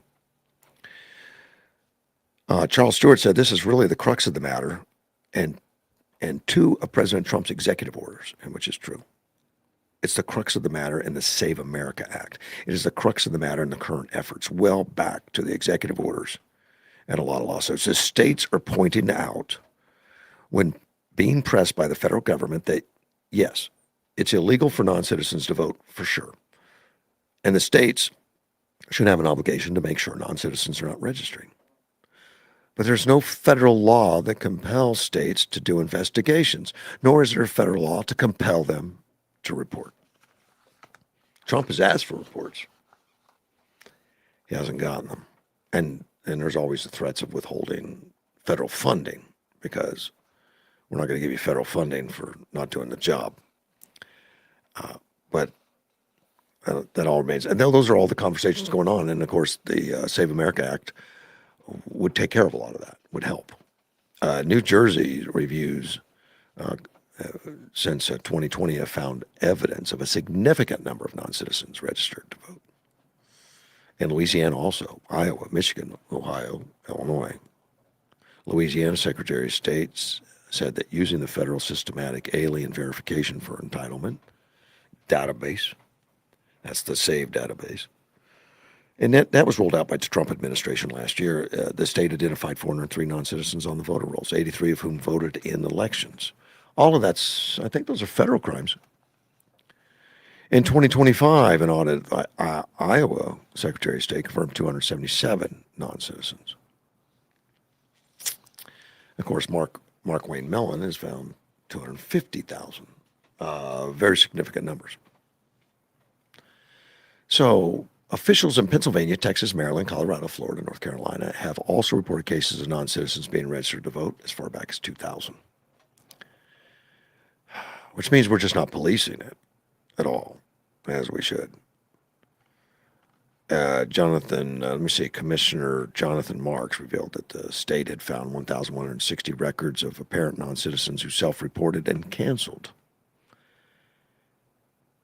And these are just the ones we're finding out about. A 2012 report by the Colorado Department of State revealed that the state identified 3,900 registered voters whose citizenship status was in question. An additional 430 voters were found to identify themselves as ineligible to vote because of citizens' requirements. So it's going on all over the place. A DOJ spokesman reiterated, it's illegal for any non-citizen to vote in a federal election. Every lawful vote dilutes the voice of American citizens. Whether or not the case is prosecutable doesn't change the fact that the wrongful vote happened. And I guess we don't know how deep it really is because these are small looks. But we need more voter integrity. And I know Florida is the one that's, I think, noted for cleaning up the rolls. They used to be Florida, back with the Al Gore stuff, and they just were a mess, and particularly down in South County in Florida, down in the Keys and all that, Palm Springs. It took forever to get it cleaned up. The bureaucracy was so deep and so heavy. Getting answers of integrity and how you vote and getting them to follow the laws took forever, but it's clean now. Florida, I think, has one of the better systems. The better systems on absentee ballots. They have to be in a week before the election, all that stuff, and they're done on the day that the vote. It's counted. It's ready to go. It's done. There's no confusion. We all need to get there. Hopefully, we do soon, and we pass some of these laws. I'm done for the day. It's 9:00. It's Friday. Have a great weekend. I'll see you guys on Monday morning. This is the Mortgage One Studios. Russ Clark.